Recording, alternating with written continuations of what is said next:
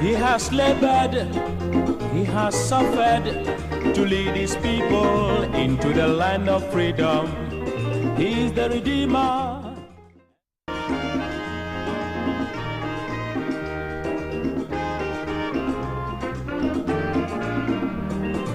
He has labored, he has suffered to lead his people into the land of freedom.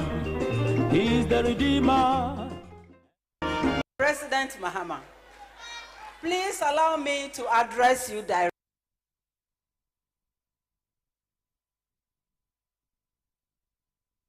directly. As I stated in my brief acceptance note on March 7th, 2024, by renominating me, you have demonstrated your remarkable consistency and unwavering commitment to inclusivity and innovation.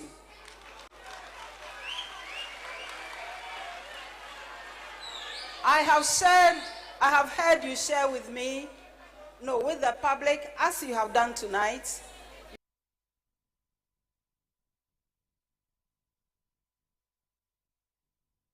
your rationale for choosing me again. I find this very, very touching. Thank you very much. As the Gonjas express it with meaning, Ansan Kushun.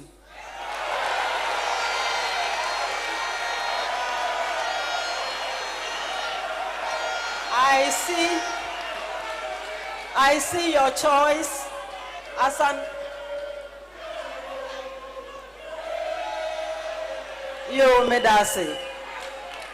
I see your choice as an affirmation of your belief in the capabilities of the Ghanaian woman.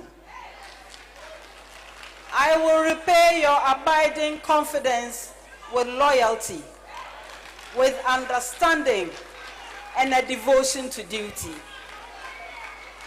My output going forward by the grace of God will continue to demonstrate what the world knows already, that women are also capable of high achievements,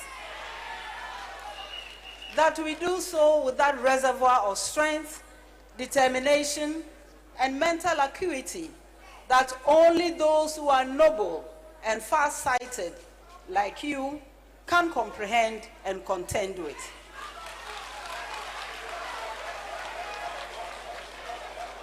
I will share in our collective successes and share responsibility for our setbacks, if any. And at the time of reckoning, Your Excellency John Dramani Mahama, I will not, in the advancement of self-serving ambition, declare to the whole world that I was only the driver's mate.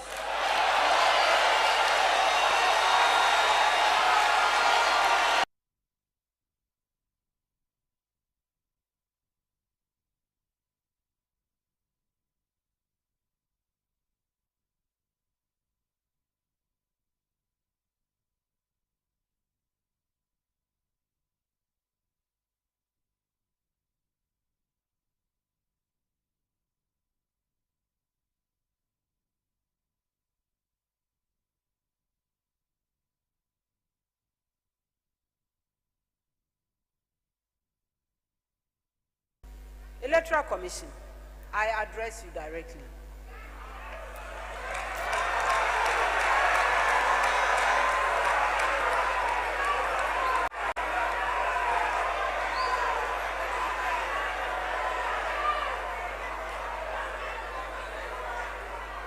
It is in the national interest and in your own interest to make transparent what has been and is going on in your establishment.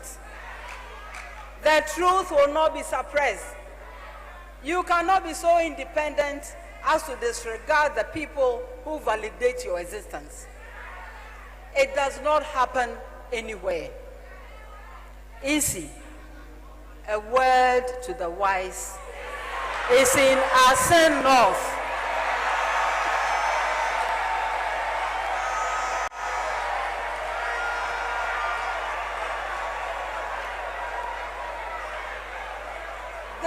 administration has all but given up. Whereas they will not consult, they will not engage, they will not review. Woman Ethiopia, woman be konusa, a man for Sony on be pimsusa. Distinguished ladies and gentlemen, my brothers and sisters, fellow Ghanaians, Ghana requires a different environment, and urgently so. The Ghanaian voter is presented again with the experienced, humble, focused, and truthful John Mahama, who has always consulted out of respect and out of the conviction that knowledge does not reside in the head of any one person. The condescending see this, unfortunately, as a sign of not having original ideas. The unpretentious see it as a sign of understanding the foundations of democracy, which is consensus building. I see it as a sign of strength, and I feel privileged to work so closely with JDM.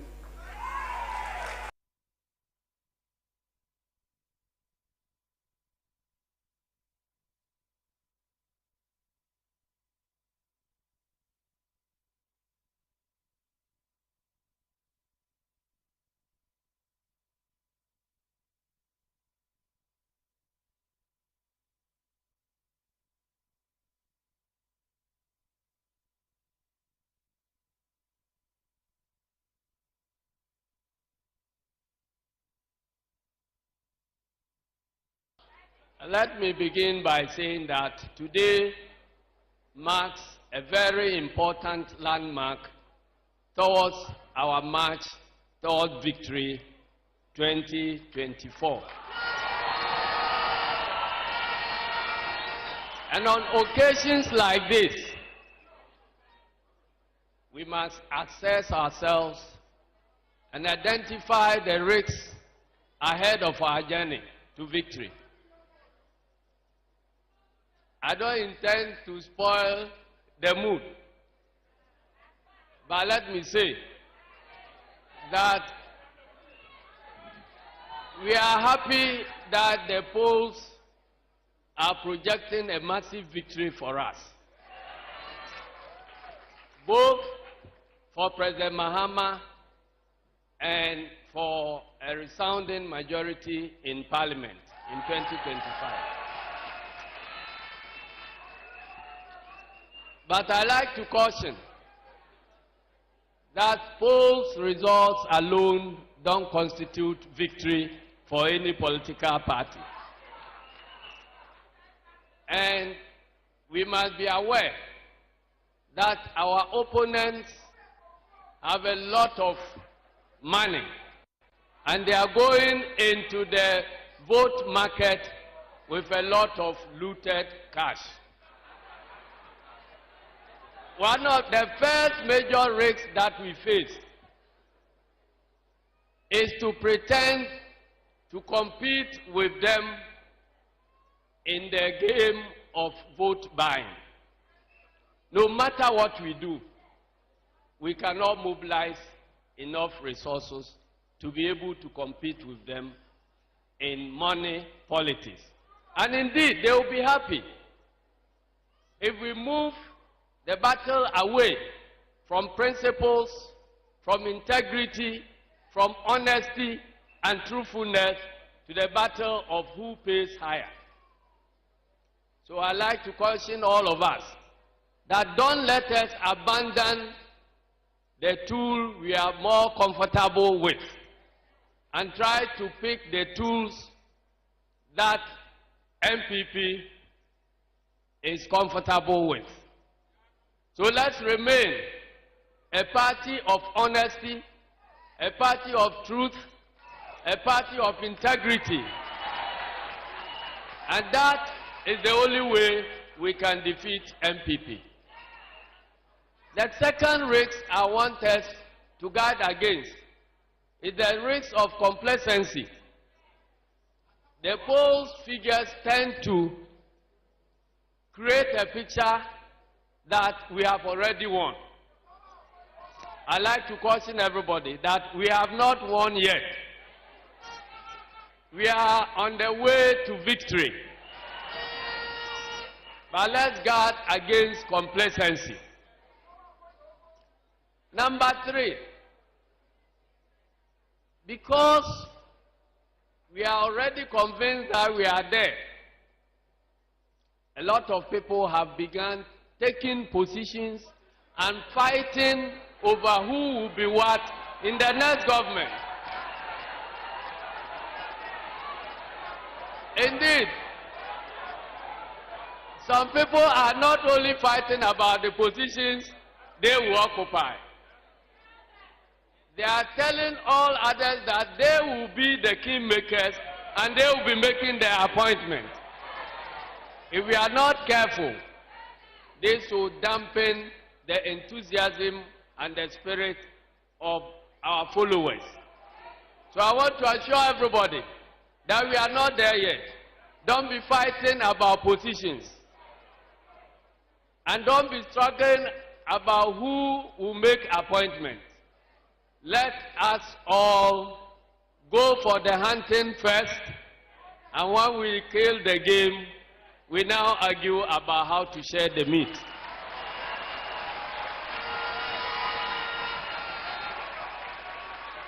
Finally, a lot of us assume that we have won 2024 and that somehow we have succeeded in governing this country so well that Ghanaians will be willing to return us to power in 2028. So I can see orchestrations and movements towards positioning ourselves for what happens in 2028. I beg you, the name of our game now is Victory December 2024.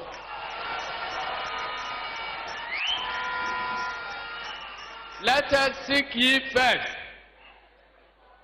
the victory for December 2024, and all other things shall be added unto thee. Thank you very much, and may God bless us all. I wish to congratulate Professor J. Nano Pukwajeman for a wonderful day, and we hope, we have the firm belief that the party is solidly behind her and behind President John Dramani Mahama. And we have no doubt at all that he will perform wonders and restore the position of Vice President of the Republic of Ghana to its usual dignity.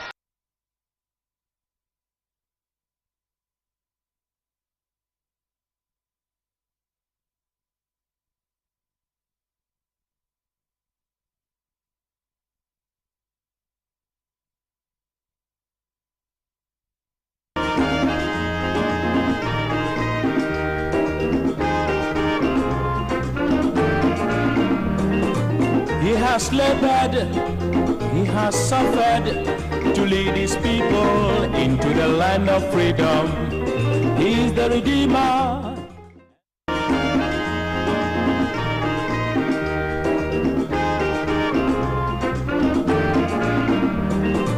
He has labored, he has suffered to lead his people into the land of freedom. Well, good morning to you, and thank you very much for choosing Pan-African Television. And of course, the mother of all talk shows, Alhaji and Alhaji. We are live from the studio, Kwame Nkrumah studios of Pan-African Television, where we are bringing you Alhaji and Alhaji today. We are also live on Radio Gold 90.5 FM. We are live on many other affiliates. I am Senna Nombo. And of course, this morning, we're discussing and starting from the note of the outdooring of the running mate, 2024 running mate of the National Democratic Congress. Well, depending on who you are listening to. But on social media, the verdict was clear that this was a very good outing. Our panel will share their thoughts on it. But in the wake of all that, the president has gone to remind everybody that, you know what, I determine who succeeds me. That I don't want the man who, quote, I removed from office to succeed me. So, question remains, what happens next? And then we'll talk about the salaries that were, and in fact, there were emoluments, conditions of service determined by the commission that was set up to determine salaries and conditions of service for Article 71 of office holders. Remember that the first one that President Akufo-Addo set up actually decided that the spouses of presidents should at least have some conditions of service. The president and the vice president. It was greeted with a public uproar. They had to withdraw, and then the first and second ladies decided that whatever they were given, they were returning to the states. That was taken to the Supreme Court. We've all really forgotten about that issue. A few years after, the Supreme Court now have a decision, and they made that decision known this week. Their verdict was that the commission acted unconstitutionally when it was adding the spouses of the president and the vice president. We'll talk about that in our second discussion. And then to conclude, as we speak now, even here at Pan-African Television, we are running on generator. Many places are running on generator as we speak. Dumso is worsening. The ECG board chair says next week, pata next week, you won't see Dumso again. Meanwhile, our lights went off this morning, last night. It went off last night. It's still yet to come back here at Pan-African Television. Went off in many places last night. Went off in many places yesterday morning. So Ghanaians are continuing to experience it. In the wake of that, the boss of one of the Institute for Energy Security says the energy minister needs to go. Napo must pack bags and baggages and leave the office of the energy minister because he's not providing the direction that is needed to solve this problem. Is it a call you agree with? We'll be discussing that. And please do share your thoughts with us. We have a number that you can send your thoughts with us. 0559919802 is the number you send your comments to via WhatsApp or text messages. Joining me in the studio to discuss this morning, Comrade Kwesi Pratt Jr., who is General Secretary of the Socialist Movement of Ghana. Alhaji ABA Fuseni is Member of Parliament for Sanyarugu. There's lawyer Apia Dankwa, who is a member of the Movement for Change. We'll be joined also by the National Women Organizer of the National Democratic Congress, Dr. Louisa Hanabisiu Kote, who will join us to complete our panel today for today's discussion. Thank you once again for joining us. And we'll start on the note of the outdooring of the running mates of the National Democratic Congress 2024, Professor Nana Jane Opoku Ajiman. I'll start from my right with Alhaji ABA Fuseni. Alhaji, good morning. Yeah, good morning. Good morning to your good self, to my brother Apia Dankwa, and my old distinguished comrade Kwesi Pratt. My grandfather. Yeah. Senna, and let me greet the viewers of Pan-Africa out there and the evergreen Brichina people of the Sanyarugu constituency.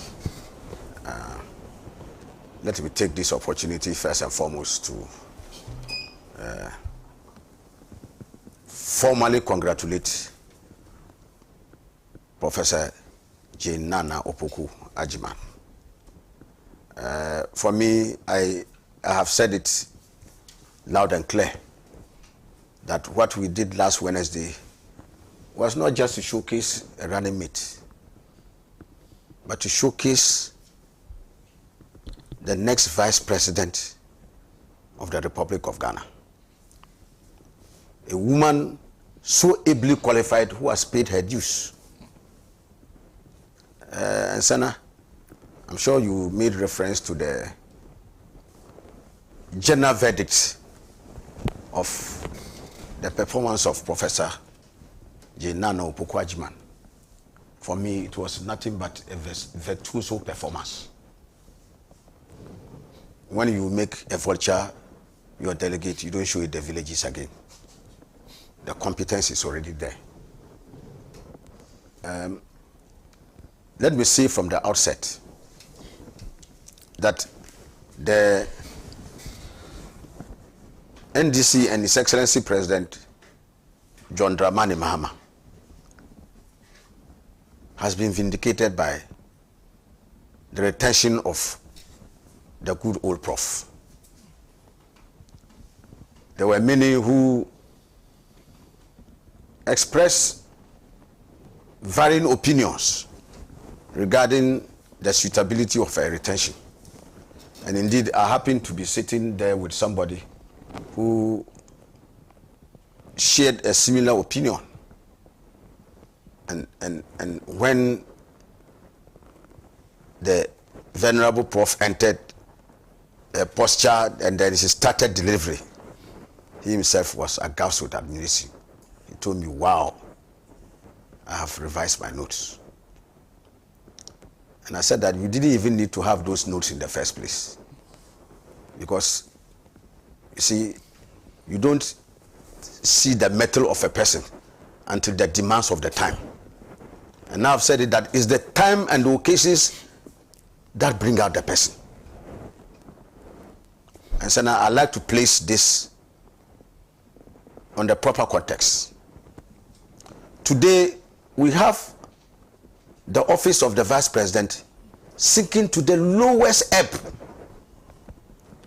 The current occupant of that position has so debased the office by conduct, a conduct that is unworthy of that office, a conduct that persists on the peddling of unfettered untruths, sometimes outright lies, sometimes riding on the back of people with a plethora of empty promises that are never meant to be kept. And you can go and list all those things that they promise. One village, one dam, one constituency, 1 million per year, 1 village, 1 dam. All those plethora of empty promises. 1 village, 1 water system, 1 house, 1 toilet, 1 decent, 1 youth, 1 bank account. I can go on and go on. None of which today, even if you make reference, he himself, he said, did we really say this? Because Senna and politicians, we must take note. It is important that the word we give to the people as promises are kept as much as possible. If you never mean to keep any promise, don't make those promises. Unless we just say we are instead to take our people for granted. Because that goes to the core of the credibility of our politics and the credibility of the personality making it. You cannot ride on the backs of the people who queue in the hot sun to vote for you and think that those things you are telling them as basis upon which you will secure their vote does not matter once you win the power. And so for me, today, no wonder the Tobemian surface a huge credibility deficit. And if you just even Google, my brother, you are internet people, you see the this thing about the credibility of him as an office holder. So we need to rescue that office. And I have no doubt that President Mahama's choice of Professor Nana Opoku Ajiman is apt. First, look at her credentials as a public officer when she was in public office. Not only did she attain the enviable accolade of being the first woman vice chancellor in a public university, a monumental record at that time, because even I remember in the run-up to that coronation, there were many who said that no, a woman cannot perform that job. It is not yet time for women to accede to that high office. because of the nature of our public universities and the preponderance of the dominance of men over the years. So there were many who greeted that assumption of office as something that would not be attainable. But she discharged the burden of that office with dignity, grace, and competence. And from then onwards, it flowed outside, even to the outside, to the bounds of this country, to the international community, where she became a cynosure of all eyes. People wanted to invite her to come deliver lectures, to come interact with them and share her experiences. And I'm sure you can be aware the United Nations and I can't even count the number of engagements she had in that score, in which she served as a worthy ambassador of Ghana. She had built an image and reputation solid as one who was anchored on probity and accountability. Senna, in all her, throughout her public life, not a single act of blemish, especially regarding issues of malfeasance, was ever raised against her. Nobody throughout her record of public life can point, and no allegation of that sort was ever made against her throughout all that period. So she has a solid, impeccable credential records of integrity, of dedicated hard work, service, selfless service to this country. So she's a self-made woman. But like she said at the public outdooring of her last Wednesday, that it is not just for the issue of being the first woman to have broken that glass and gone on. But what mattered for her was how long you would hold the door for underprivileged, disadvantaged, and oppressed women to go through that door. Fantastic statement I heard from her. It was not just about the fact that she had attained that record and she would gloat in that success. So for her, it was not an opportunity for personal self-aggrandizement, but to exhibit humility, commitment, and dedication to the underprivileged. So she's looking beyond herself to render service to people who are way down there, who never had that opportunity. So the opportunity was not for herself, but she was looking down to the thousands and millions of women out there. Fantastic personality. This shows that this is not somebody who comes to public office thinking about herself, but is motivated and committed to the people on the ground. So Sana, if somebody gives you a piece of his roast yam, if he pans fufu, you will eat fufu and drink soup. So this is a piece of roast yam. The fufu and the soup is coming. And the conduct shows clearly. Sana, I was equally impressed.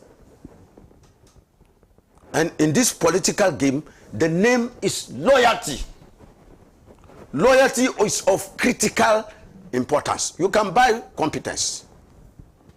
You can hire a competent person and pay the person. I lie. But you can't buy loyalty. Loyalty is an intrinsic attitude, value in the person. If the person is disloyal, he's disloyal. If he's loyal, he's loyal. You cannot buy loyalty like that. Because it has to come from the innate qualities of the person. And she made it abundantly clear that it's like a wedding vow, for better, for worse. Okay? And she said that she is going to give total unalloyed commitment, dedicated services to President Mahama. Both achievements and challenges and weaknesses and successes and failures will be taken. She will join President Mahama to take responsibility for it. She is not going to be like somebody. And all of us know that somebody. who in the pursuit of his unbridled political ambition is prepared to throw his boss under the bus, like Dr. Mahmoud Bawumia has done. He has thrown Nana Akufo-Addo under the bus. Now that the economy has gone bonkers, the economy is in shambles, destroyed beyond recognition, in a total mess, and the lives of Ghanaians are nothing but wholesale suffering and misery. He has jettisoned the Nana Akufo-Addo government. He has jettisoned Nana Akufo-Addo as a president and said that he is a mate. That he was only a mate whose advice on certain matters were never taken. That the President Akufo-Addo refused to yield to wise counsel that he gave him. And so if the economy is in shambles, I am not responsible. I am only a digital expert who brought some digitalization, and that one give me the credit. So he appropriates and reappropriates. In where he even smells a modicum of what he calls success, he's ready to appropriate it. Where is a deficit, hang it on the president. So you see a contrast with Professor Jenano Opoku-Agyeman, who says, for better, for worse, whatever the record we are able to achieve, I will take responsibility as part of the team. And let us not run away. The presidential ticket is one indivisible ticket.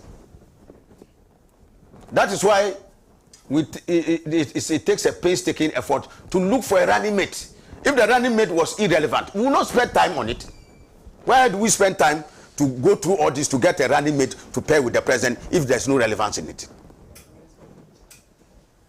And so you can see not just the demeanor, but the innate quality of Professor Jenana Opoku-Agyeman in saying that for better or for worse, she and President John Dramani Mahama on the joint ticket would take joint credit for that one. Fantastic attribute of loyalty, which is indispensable in our political dispensation. So you see the contrast very clearly. Dr. Bawumia, who is in a hurry to jettison his president and throw him under the bus, and Professor Jenana Opoku-Agyeman, who is ready for good, for bad, achievements, setbacks, challenges, and others, who will take it with the Excellency, the President. So President Mahama is assured that he is going to work with a loyal person, not somebody who has a dagger behind him. In fact, he's no longer stabbing him in the back. This one is stabbing Akufo-Addo in the front. It's now a Brutus stabbing Caesar openly in the distance. So you can see clearly that this man is not worthy of coming anywhere near the presidency. And she spoke eloquently for Ghanaians when she said that she and President John Dramani Mahama have agreed that anybody who is a subject matter or a contributing factor to the plunder and looting of our resources will be brought to book.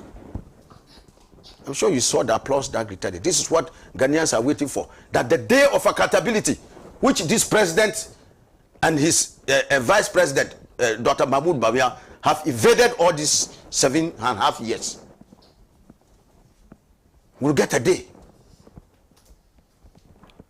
Throughout the period, President Nana Akufo-Addo hasn't had one person in his government to account. Senna, there was a time when almost on a daily basis we were getting scandals. In fact, if a day broke and there was not a scandal in the MPP government, people will say that no, the day has not broken yet. One day, one scandal. And President Nana Akufo-Addo and Dr. they haven't found the need to hold even one person accountable throughout, and it's going to happen throughout his 8 years in power. So the MPP government is made up totally of saints. Nothing has happened in the 8 years. So now me and you, if we stand here and I want to enumerate the scandals, I will take the whole Alhaji program and I have not finished. Scandals in this government. So the summary was given by a person, one of his own appointees, whom he appointed to do his work of anti-corruption for him. And I refer here to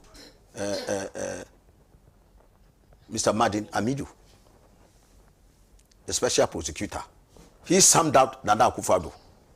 You know, people have given him the title, and I believe that is a well-legitimated end title of the chief corruption clearing agent. Even when institutions from the energy ministry, when the energy minister, then Boachi Ajaku, set up a committee to probe the missing 1.5 million liters of fuel. Even before they could start that thing, the president had cleared. National PPA, president cleared. National Youth Authority, president cleared. He clears almost everybody against whom allegations of corruption have been. And that's why he was given the title Chief Corruption Clearing Agent. And that one was given legitimacy by Martin Amidu when he described the president as the mother serpent of corruption, after he had intervened to prevent him from doing his work against Ken Ofori-Atta and Mr. Osafo-Maafo. Mother serpent of corruption. You know even just what a serpent is. Not even talk about a mother serpent. And not of anything but of corruption. This is the most ringing indictment of a president ever in the annals of our country's history. By an appointee of his. Sana. And in spite of all this, there is not an iota of an attempt to extract accountability. So why? That's why I'm saying that if the chief himself goes for a weird haircut, what would the young man do? He himself is designated as the mother serpent of corruption. Then what will his appointees do? It's a field day, he has blown a whistle for a loot. And so there must of necessity be a day of accountability. And so when Professor J. Nana Opokuja mentioned that thing, she touched on something Ghanaians were expecting to hear. And no doubt she's riding so high. I have no doubt in my mind that of all the other issues that she mentioned, including her vision for women and the young people, the state injecting resources into the establishment of a women's bank to prosecute socio-economic development, to have lived the quality of life of our women. And so now you know our women are 52% of our population. They are in the majority. And yet they are falling behind. Today, with this economic collapse we are suffering, women are the biggest casualties of the process. I'm sure you are aware that it wasn't too long ago. So women who were running many households with small businesses and other things they were doing to get the children even some small monies to go to school, and it's the women. And today, a lot of them, their businesses they are doing have collapsed. And so she has the vision to look at how resources can be put with the state in the lead to ensure that they revitalize this sector and get women to work, get young people to work. When President Mama was leaving office and unemployment was in single digit, they criticized the decision and said, oh, the unemployment situation is worse. Today we have unemployment over 15%. In fact, that's even a conservative estimate. So you can see in total the way forward and the vision that she brings on board. So this is a competent person. She combines competence, integrity, humility, service, sacrifice, and those sterling qualities that are needed of a leader. Not a leader with self-aggrandizement. You think big about yourself. And Sana, I feel very sad about the demeanor of this president of ours. I thought that would have merited a full-scale discussion by itself. That you have a president who has an unmitigated penchant for loose talk.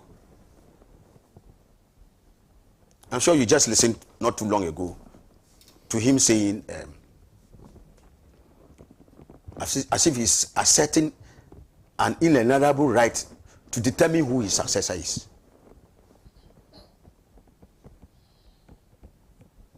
Sana, we are neither in a banana republic nor in a chiefdom where the chief has, even chiefs sometimes they don't have even the right to determine who their successors are, let alone a republic. And so let President Nana Akufo-Addo be remanded. And I have said that those people around him, I'm sure by now they should be worried to find out what actually is wrong with the president. So, given his political maturity and his longevity in the system, I never expected that he would make this plethora of loose talks.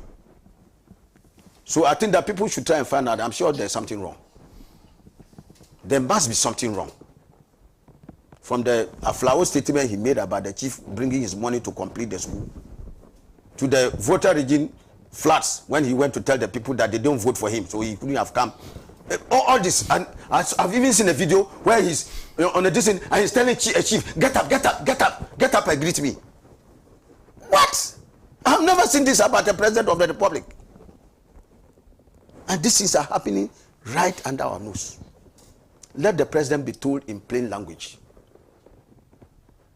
that he has no iota of authority in determining who his successor is.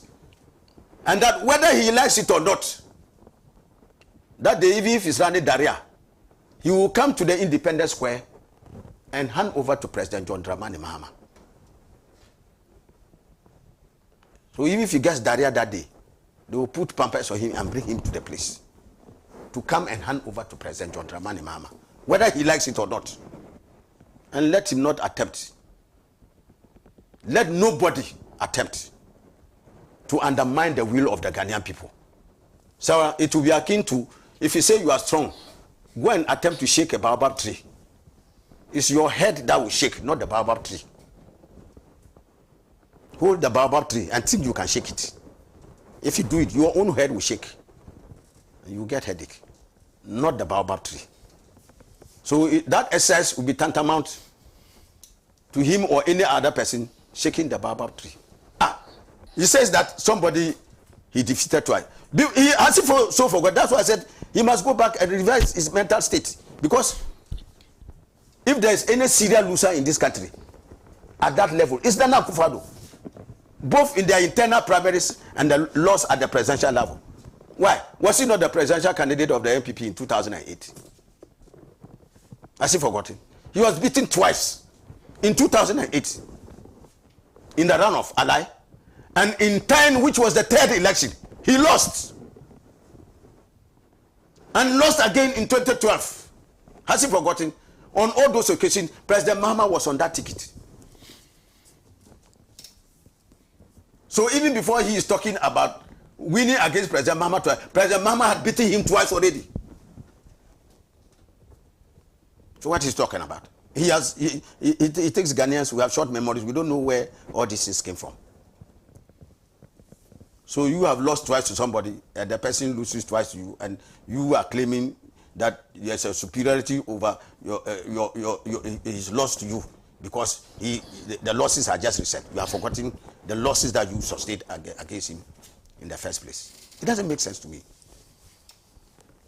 So, Senna, all put together, I just want to indicate that Ghanaians are ready and waiting for a change.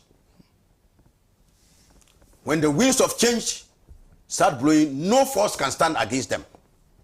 No force can stop those kinds of winds. But I want to take this opportunity to also issue a caution to my comrades and colleagues in the great National Democratic Congress. Sana, if even you are handsome, you still need to bath. Yes, polls and others have all indicated, from the Economic Intelligence Unit to Fitch, Moody's, all those other global info analytics, all of them. But I want to say something. They are pointers to the fact that if all of us exercise the greatest level of vigilance and activism in going to vote, in mobilizing people to vote, in protecting, more importantly, in protecting the ballot at the polling stations, we will win the elections. We will not win the election by staying at home, relaxing, and not patronizing the vigilance at the polling stations. And so I want to take the opportunity to call on every member of the National Democratic Congress, every well-meaning Ghanaian who cherishes that his vote will be counted and that his influence in deciding the political future of this country, which has been so destroyed by this hopelessly uninspiring government of Nana Akufo-Addo and Dr. Bawumia, will exercise that level of vigilance. So I want to appeal to my colleagues in the NDC that we should work together like we are 20, 30 points behind. Let us from this very moment, after we have adored our incoming vice president, intensify efforts at the branch level, at the polling stations, at the over 38,000, 40,000 polling stations across the length and breadth of the country. Put in place structures and make sure that after the day on which we vote, we stay there and make sure that the counting is done and every vote is counted. And make sure that the ballot boxes are accompanied to the collation centers and that they are collated until we get our pink sheet and have everything. Sana, let not one person relax. Let us not get overly excited that because they are pointers to the destiny, it is time for us to relax and begin to plan on how to take a lap of honor. I'm very happy that at the ceremony, our national executive, led by Chairman Johnson Asiedu Nketia, our very dynamic and hardworking General Secretary, Honorable Fifi Kwete, and others, made that abundantly clear. But I just don't expect them to say it. We should walk the talk. So from now, I expect to see the party out there. And Sana, the party must lead Ghanaians to feel hungry for power. So far, I would say that, look, the hunger is not enough. I haven't seen enough hunger and anger for power. I just look at the scenario that just finished with Senegal. When even Sonko and his people had to get the people onto the streets to make sure that there's sufficient pressure on the system to ensure that the right thing is done. I think that we must up the pressure and also ensure that on the grounds things are done, so that nobody harbors an iota of thought about going to make plans to steal the verdict of the people, whether it is from the Electoral Commission or a political party or anybody. Let them get into a state of understanding that the good people of this country are standing ready to defend their verdict, to defend their inalienable right, not only to vote, but to make sure that the vote is counted and the verdict reflects in their choice. Okay. So, Senna, that is what I expect. So the ceremony last Wednesday was not just for the symbolic purpose of presenting a running mate. Was to signal that the NDC was presenting a very decent, accomplished, competent, a woman of integrity to bring honor, not to the office of the Vice President, which has been so desecrated, but to work with His Excellency President Mama, exhibit that loyalty so that together they will come to power, initiate programs and projects. And she made it very clear that she's going to be an ambassador out there propagating the 24-hour policy, 24-hour work policy that President Mama has initiated.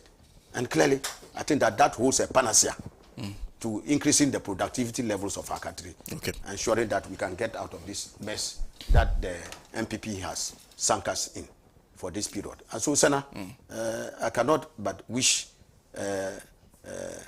Professor Jenana Opoku-Agyeman Allah's guidance, Allah's good health, and Allah's strength and fortitude to partner President Mahama to get Ghanaians. Senna, I am very confident that inshallah,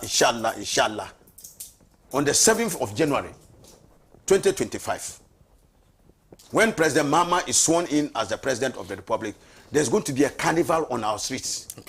It will be like a second independence for Ghana. Alhaji. And Ghanaians will feel that the 8 years is like a bad dream that has gone. Alhaji, and a new era of prosperity. I am one person who is not carried away by the enormity of the task ahead. I know that it is going to be a very difficult task, given the destruction of the economy. And I'll say it. I'm not worried about whether President Mahama, it's not whether President Mahama will come to power. He will. What I'm worried about is the extent of the mess. I believe that we have not even yet discovered the true extent of the mess these people have sunk the country into. Alhaji, thank you. So the hard work that all of us need to join President Mahama and Professor Jenana Opoku to rescue this country and dry the tears from the eyes of Ghanaians. Thank you. Thank you very much. Alhaji Ebi Fuseni is Member of Parliament for Sanyarigo, starting off the discussion on the outdooring of Professor Nana Jino Opoku-Agyeman as the 2024 running mate of the National Democratic Congress. A few messages from those of you who are joining us on Facebook. This is Abochi Philip, who says, good morning. In the Volta region, the youth were happy with Professor Nana Opoku-Agyeman for accepting the high office of Vice President. Professor Jen is far better than Baumia, aka driver's mate. His Excellency John Dramani Mahama has demonstrated maturity in choosing high-profile person like Professor Nana Opoku-Agyeman. I want to urge all Ghanaians to come together to boot out this wicked MPP government in the coming days. There's also Baba Awinkangwa Salifo Ajambore, who joins us, says, your marvelous and mouth-watering speech has sent shivers down the spines of the MPP, Nanado and Baumia. In fact, we are proud of you. The best Nanado and Baumia have done is corruption, recklessness, loot and share, lies and propaganda. Visionary John Mahama and Jane Beba. There's David Agbenga says Ghana needs insurance and the Nanado government. There's Gafaro Janton Daboshe, who is joining us, says, good morning, Senator. The speech that our incoming Vice President delivered was fantastic. Senator, my greetings to Honorable Alhaji Lassa Mumuni. Says, good morning, and thank you very much for that message. There's Kakra Bedu, who says, indeed, Professor Nana is a woman of virtue and understand the problems Ghanaians are facing. Now, hence, she will help Mahama to win these elections and solve the problems of Ghanaians. Fred Ajekum is also joining us. He says, I want to contribute to today's program by advising all well-meaning Ghanaians to keep a close eye on the EC, who to me is the only avenue MPP can think of breaking any aids. For the president to be saying he would only hand over to the choice of successors means he's been assured by the EC of what they intend to do. There's Aziz Bombaz, I hope I got your name right, who says a good morning to everybody. Says, what I pray for Ghana is the youth should have faith in the country. Most of us are losing faith day in, day out. Unemployment is killing the youth, and these cruel leaders don't care. Very sad. Haruna Yusuf says, Professor Nana Opoku-Agyeman, the mother of all mothers, may Allah Almighty see you through. There's Nasir Mohammed, who is also joining us. Says, Nanado is the most arrogant president we have ever had, but arrogance has a tribal angle. This president is a dangerous tribalist with no respect for any group of Ghanaian that is not Achim and Ashanti. He will never dare tell any chief in Achim or Ashanti to stand up, and in no way will he do it with such disdain. Francis Gordon is also joining us. Says, Professor Nana Jino Opoku-Agyeman is a wonderful individual with rich and formidable quality experiences. She's an icon which cannot be bypassed on any national development. GM Plus, Professor Nana Opoku-Agyeman is equal to developments for Ghana. Good morning to Rukayat. This is from, let me get the name. As the Apostle Seidu John Paul is joining us, says, very evident that Professor Jenana shares a similar passion and dedication to serving Ghanaians as the late Professor Ivan Satamels. I see Professor Jenana as another version of Professor Mills. A commitment to the well-being of the Ghanaian people is remarkable. It seems His Excellency John Dramani Mahama's decision to choose her as running mate again was guided by a sense of divine intervention, believing she can bring relief to the people of Ghana from their struggles. God bless GM, God bless NDC, and God bless Ghana. Seidu, thank you very much. Yes. Okay, so those are the messages I've gotten. Thank you very much for sending in those messages. Keep them coming. I just read from Facebook. I'll go to the WhatsApp and text message line soon. But before that, Loan, good morning. Always a pleasure to be on the #1 political show in this country.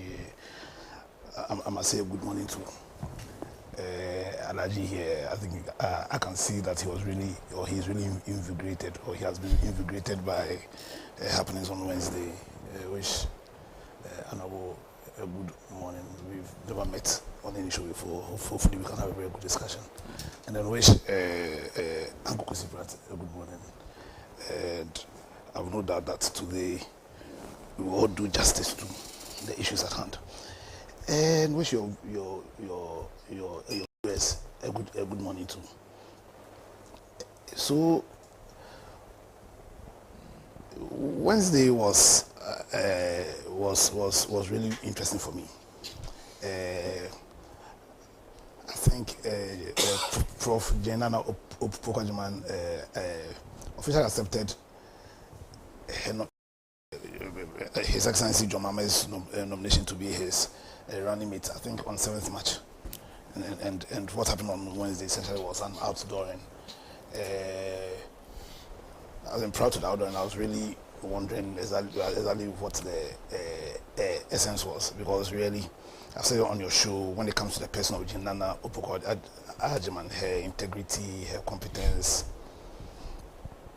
her leadership, I don't think, or personally in my view, I don't think is in doubt.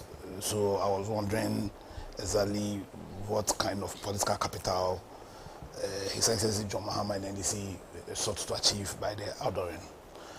But after I listened to her speech, after I listened to what she said, and which doesn't give us an opportunity to enter into her deep thoughts and her caliber as a person, I was filled with so much hope that indeed they are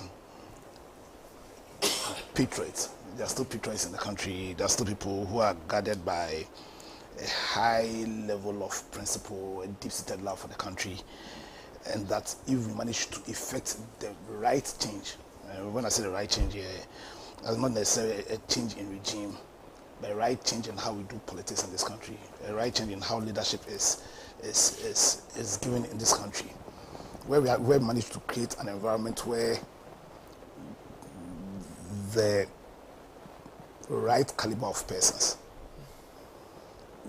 would thrive within that environment, then the dream that Osajo himself had for Ghana, Ghana that was supposed to be the black star of Africa, can rise again. And so, as speaking as a Ghanaian, not necessarily as a person with any particular interest, I think her speech was really inspiring and give us hope. She said a lot of things. I think she said a lot of things that we already know about the state of our country. I think whoever becomes president in 2025, whether it's John Dramani Mahama or Alan John Kojo Chemantin, if that person does not hold certain persons accountable for the plunder that has been done to our country, then there will be an uproar. So it was exciting that she mentioned that. Also, she told us the kind of Ghana that she sees or she thinks she wants to be a part of, and a lot of very beautiful things. I understand, but there were about two things that particularly caught my attention. Her views about the role of entrepreneurs in building our country. I know she mentioned women, but really the need is to support all entrepreneurs, men, women, and the role she feels the Women's Bank would play in it. I don't think the issue in this country has to do with the number of banks. But the issue for me has to do with how well the banks are able to give financial inclusivity or inclusion, and then the interest rate regime. Because we have a lot of banks, but where you have an interest rate regime which hovers over around 29%, then really what kind of problem are you going to solve? Yeah, so the problem is not about the banks per se. The problem is about the right economic environment. You get it? But it was refreshing for a leader to have a mindset of let's help entrepreneurs. Don't let us be jealous about them. Let us build them up. Because really, I've said on this your show before, that one of the problems that has been dealt with our country is the inability of our country to create jobs, and the pressure that puts on public service to then hire people that really they do not need.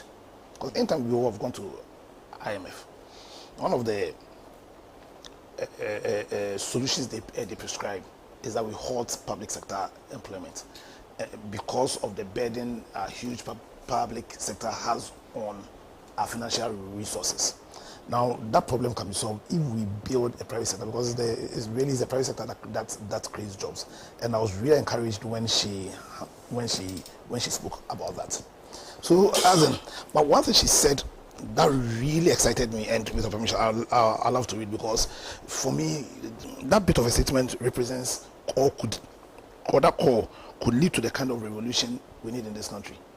Now, let me read this. He said, our beloved country can rise again. And when he said can rise again, she was really endorsing Alan. Because Ghana rising again is the clarion call of the movement for change. But it is the duty of all Ghanaians to wish that Ghana will rise again, to work towards Ghana rising again. So, in fact, I was really excited when she said that, even though it was an endorsement for Alhaji Martin. She said, our beloved country can rise again. Ghana will rise again. And this time, not to slack. And this is what really excited me. That is politics, not insults or filthy language, not disrespect or fear, not violence or greed, not abuse of power or hypocrisy. Politics is about fighting injustice, hunger, hopelessness, arrogance, selfishness, unbridled greed, corruption, state capture, disrespect of fellow human beings. In this fight, we don't need private armies, mercenaries, destructive ammunitions, or in Ghanaian parlance, by hard talk, or wanton renewing of hard-earned reputations. That is not politics. It is jealousy hoisted on cowardice. We need the armor of principles, selflessness, of compassion, of truth, of sacrifice. All these rooted firmly in using power in the service of those who give it to us. Politics is to imagine a better community, a better constituency, a better region, a better Ghana. All of us building the Ghana we want together. This statement, in my view, is revolutionary. It can, depending on how we can drive this, it can change the very core of how we think and certainly how politics is done. Because I've asked myself, how did Ghana manage to find ourselves choosing a leader or a president who would decide to use the powers that we give him not to fulfill the purpose for which those powers were given him, but rather to wage a subtle war against Ghana? Really, I've always been asking myself that question. But you see, when we elect you as president and you become president and then you take the vow is to defend the Constitution of Ghana. And when I'm going to defend the Constitution of Ghana, it means I'm going to defend the purpose of the Constitution. The purpose of the Constitution, as in coming in so many folds, but essentially the most basic purpose is to defend our lives, our properties, our liberties. You understand? And then secondarily, to defend the objectives of the Constitution as was laid down in the directive principles of state policy. So the political objectives, the economic objectives, the social objectives, the cultural objectives, and the educational objectives. Really, that's your core mandate. and also a duty to also build that right political culture that will ensure that the purpose for which our constitution was crafted and for which can be safeguarded. Unfortunately, over the past or under Nanado's rule, he's pursued an agenda which is essentially adverse to our collective interests. And we see that sometimes in the kind of statements he makes and some of the decisions he makes. So I ask myself, usually what is the fuel that passions the decisions he makes? Why would the president of Ghana, the leader of Ghana, have that the cockroach audacity to say that I decided not to bring development to you because you did not vote for my MP? And we see that trickling down within the government. Because quite recently, I heard very, very shockingly the Minister for Roads saying that if they do not vote for the MP, so he doesn't, there's no way any MP who is not in their party will convince him to bring development to their area. You understand? Those statements are scandalous, but those statements are symptoms of the kind of political environment we have created. Because really, it is because of the very toxic political environment you have created. That's why Nana Addo can sprout. He could only sprout, germinate, and become leader because of the environment we have created, the political environment we have created. That winner takes all environment. That environment that has created so many different Ghanas. Because if we are going to be honest, there's a certain Ghana which is populated by political activists. They do things, see things, get things in a manner which is practically unknown to majority to Ghanaians unless you are within that space. Because if you are going to be honest, see, what happens is, over the past 32 years, we failed to build the private sector. We failed to build that so that whether you be rich or whether you be poor, already we are largely poor, but whether you be rich is whether or not your political party or the president sponsored by your political party will win, because that will determine what's called the kind of contracts you have access to. You tell you the kind of influence you peddle on sadly state institutions which are supposed to be non-partisan, so the police, the EC itself, and all, for whatever reason, feel that they must be controlled by people in power. You understand? Remember when NPP was having their primaries in Adansi, and then a minister breaks the law, actually threatens to beat somebody up openly, and the police just stood there and looked at him. Yeah, because it's like, so you have a Ghana where certain people, because they are in power, are above the law. Yeah, understand. But I'm saying that kind of policy, those kind of utterances can only happen because of that political environment, that toxic political environment we have created. And that's why Nana's state speech was so profound. But also, because of that toxic political environment we have created, there are people, because Nana Addo has shown, and there are so many people I know, or we all know in the NDC, who have the caliber of persons who would want to lead. I can certainly say that there are people also in the NPP of such caliber.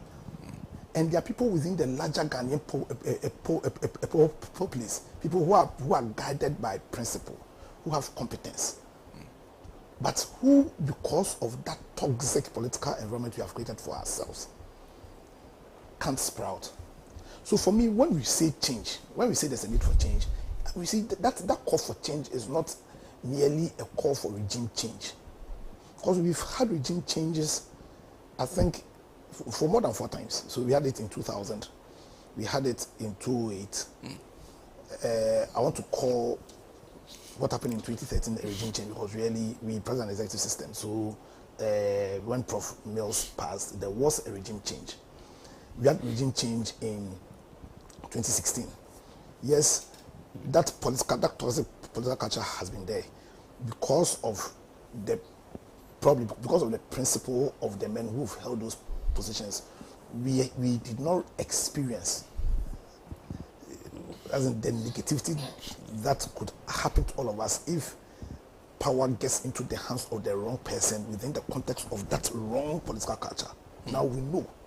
And that's the positive, the few positives with Nana having become president. We know that if we do not work on our political environment, the culture, then where political power gets into the hands of the wrong person, then the country will be destroyed, because we are on the cliff. And maybe if we don't understand where we are as a nation and why we can't afford to do a mistake with who we make leader of our country. And I'm using leader here because you see, clearly Nanado, and it's like to understand that when you are president, essentially you are a leader. It's a call to leadership. It's not about the position. You are a leader. And we know based on history that people have used leadership not just to bring about economic change, but also to change attitudes, to change cultures, to change how people see and do things within their country. We know history has told us that. But we clearly know, if we didn't know, we know that if political leadership or the executive power goes into the hands of the wrong caliber of person, and that wrong caliber of person was able to sprout only because of the toxic political environment we have created, then that person can destroy everything we've built. And so you see, when we call for change, that it's not just about reaching change. We need leadership that will change that toxic political environment. Because I'm saying, like I'm saying, Jane's speech was excellent. It gave us hope. But there were some disappointments, not with the speech. Because on the same platform when Jinano Pukwa was making this profound revolutionary change, the speech that could change how we do things in this country. Because you see, yes, I support Alhaji Martin. You understand? But I'm not, I'm not too crazy about partisan, because see, when you give the impression that one party is full of sensible people and another party is full of foolish people, it can't be possible. There are good people across board. It's about we create a system where at every point in time, those groups would always have the best chance of getting those who are most ready to lead. On the same podium where Jinana made this profound statement, spoke about how we need to change how politics is done in this country. Chairman Iserin Ketia can make the statement and say that let's go for the hands, and when they can, we'll share the is it animal? Oh, so you say we was short. It's like sports of war. Yeah. So Ghana, so they're going to hunt for Ghana. And when they hunt for Ghana, they're going to sit down and share Ghana. Is that what Chairman Iserin Ketia was saying? Because you have a leader within your party who clearly has given hope with the kind of statement she's making. And then on that same podium, you make a statement which represents everything that's toxic about politics. That will not take off. Because you see, when you become president of Ghana, so in the unlikely event that JDM beats Alhaji Martin becomes president, what Mahama must recognize, yeah, you understand, is that he's president of Ghana. He's not president of the NDC. Because if there's one thing that has killed our country, it's because we had a president, Nanado, who felt that he was president of MPP. So that whether he bring development to you, it will only be because you are a member of his party. He didn't understand that immediately we voted him as president, he was president of Ghana. And that there was a fundamental obligation on his part to bring leadership that was going to uplift the lives of every single Ghanaian. It does not matter whether you like the person or not. And that he needed to have that sense of duty. That sense of duty, because you see, he had taken a vow. I'm saying that when you take that vow to defend the Constitution, really, you are taking a vow to protect, to defend the purpose of our Constitution. And what's that purpose? Because you see, beyond the fundamental purpose of all constitutional democracies, which is to limit powers so that you can protect the lives and properties and liberties of your people, because of our peculiar history, the framers of our constitution felt it necessary to put in our constitution the objectives of our constitution. One of those objectives was to bring about true democracy. And James spoke about that, because you can't say what we're having now is a true democracy. But democracy isn't about us going to queue to go and vote. No, that is not democracy. Democracy in its purest forms means that beyond us voting, that you include the people in how decisions are made. True democracy means that the reason why we are practicing democracy will be for the benefit of the people. And that's why in the wisdom of the framers of our constitution, they added in our constitution decentralization, proper decentralization. Not decentralization in terms of words, in terms of just giving some people positions. But where at every level of decision making, the people of Ghana, in fact, what's the people of Ghana? The sovereign, because in a republic, the sovereign are the people. But we have seen a leadership where everything is centralized. I don't even say Flagstaff, but between some few family members. And so somebody we didn't vote for, Gabi.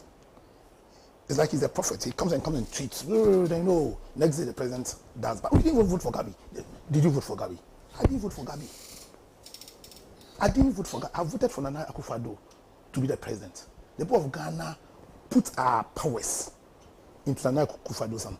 But you see, but all this will happen because of that toxic environment. And it is what that is what we need change from.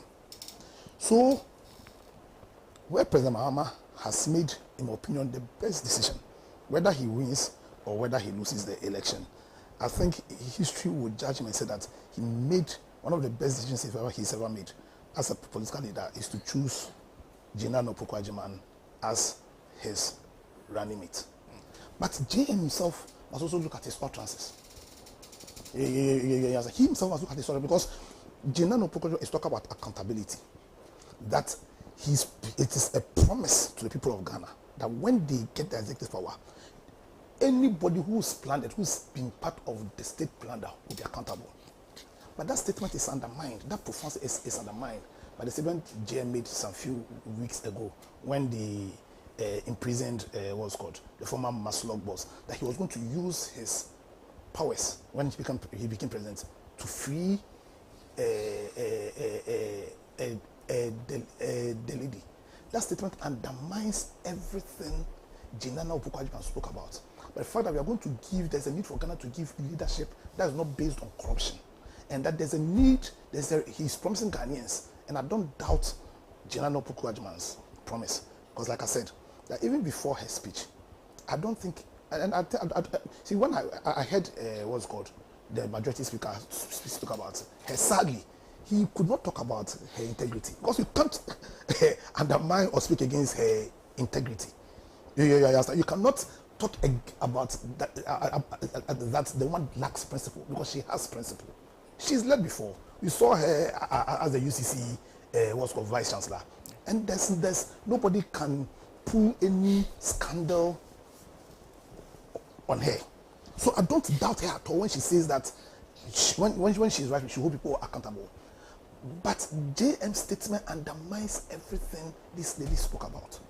So the question I ask myself, would the environment that she finds herself in, will it allow this patriot, this principled woman, this one who clearly is being fueled by a deep-seated passion to transform every aspect of our Ghanaian society, would they allow her to work? Because you have a chairman saying that we are going to hunt, we will bring the animal home. The animal is Ghana. We will share. Will that chairman allow this patriot to work? You have a president. In Ghana, we like using former presidents. But James is the president. He was president of Ghana, His Excellency. Personally, I like him. He's a very nice man. He's not arrogant. We have other issues with him, but one of them is not arrogance. It's not disrespect. He's a very nice person. But that statement, I don't know who advised him to make that statement, undermines everything Jenana, and then casts doubt about the ability of James' presidency, this this, as in, should he become president, to effect that radical change we need. It undermines everything. Now, clearly we have a decision to make, the people of Ghana. And please conclude on that note for me. We have a decision to make come 7th December 2024. For me, the burden on us is not just a regime change. Because that's not how it was with my brother. But I don't see how His Excellency Dr. Bawumia can be president.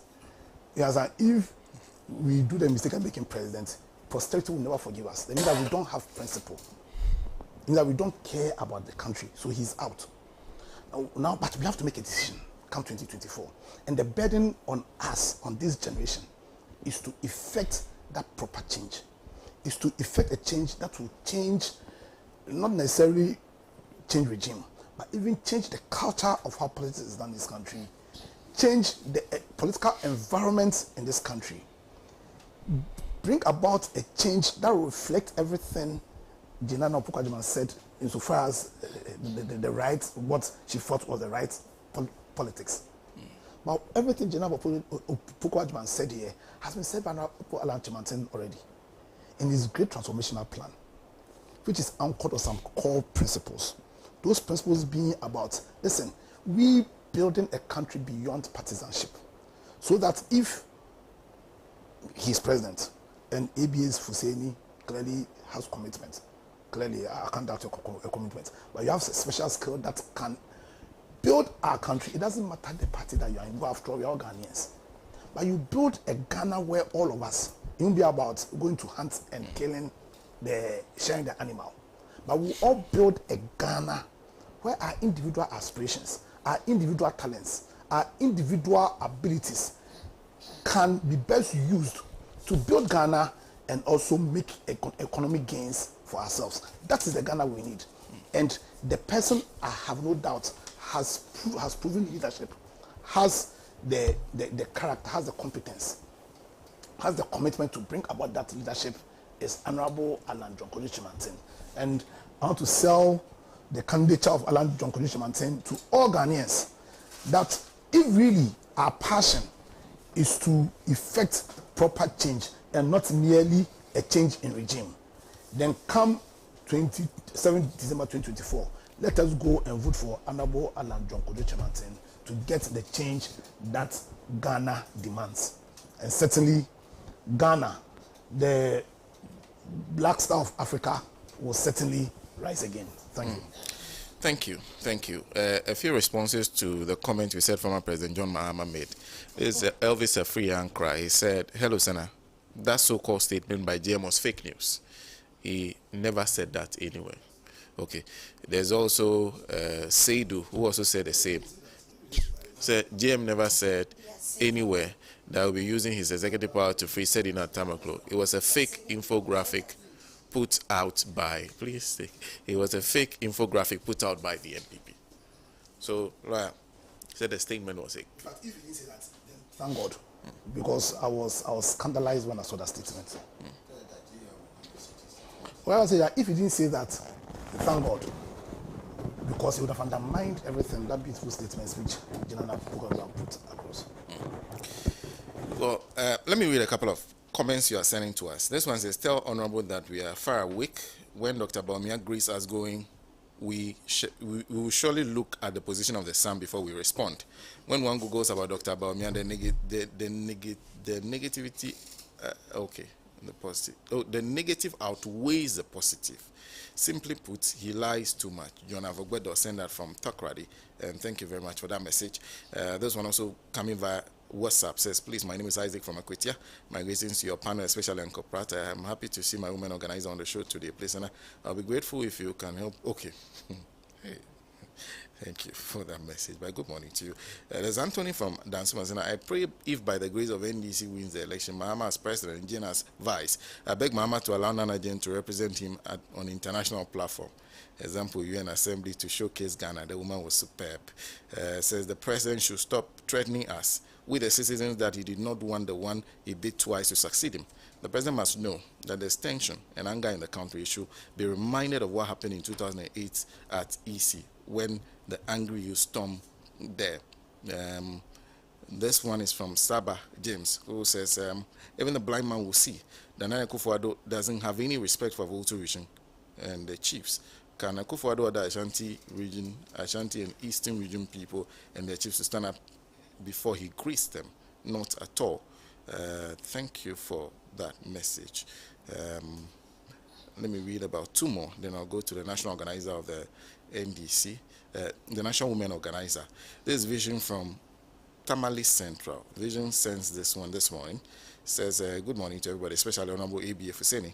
As I always say, NDC has never and will never present incompetent persons to lead the people of Ghana. There's even nothing like incompetence in the party. And so Ghanaians should be rest assured and vote for any person presented by the party to lead them. But I want to inform President Nana-Addo that any deliberate attempt to rig the 2024 elections will seriously be resisted. Regards to all NDC members. Thank you for the message. Tafaina here also sends too, says, some even leading members of the MPP I've heard and watched on many media houses admitted the quality of Professor Jane. Some of them praised her, at the same time tried to downplay her speech by saying, after all, she's a professor of literature. That's how she can speak eloquently. Well done, JM, for seeing the quality of this professor.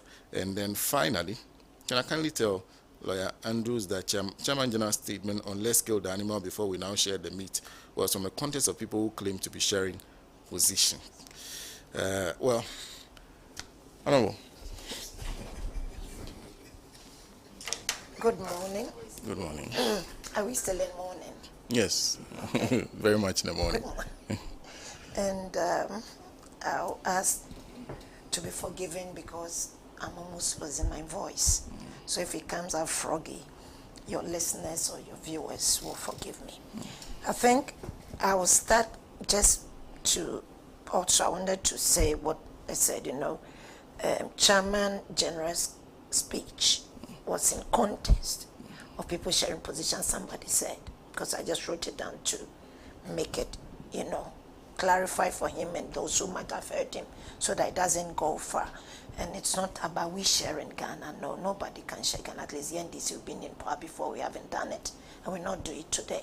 And he said we should wait. It's proverb.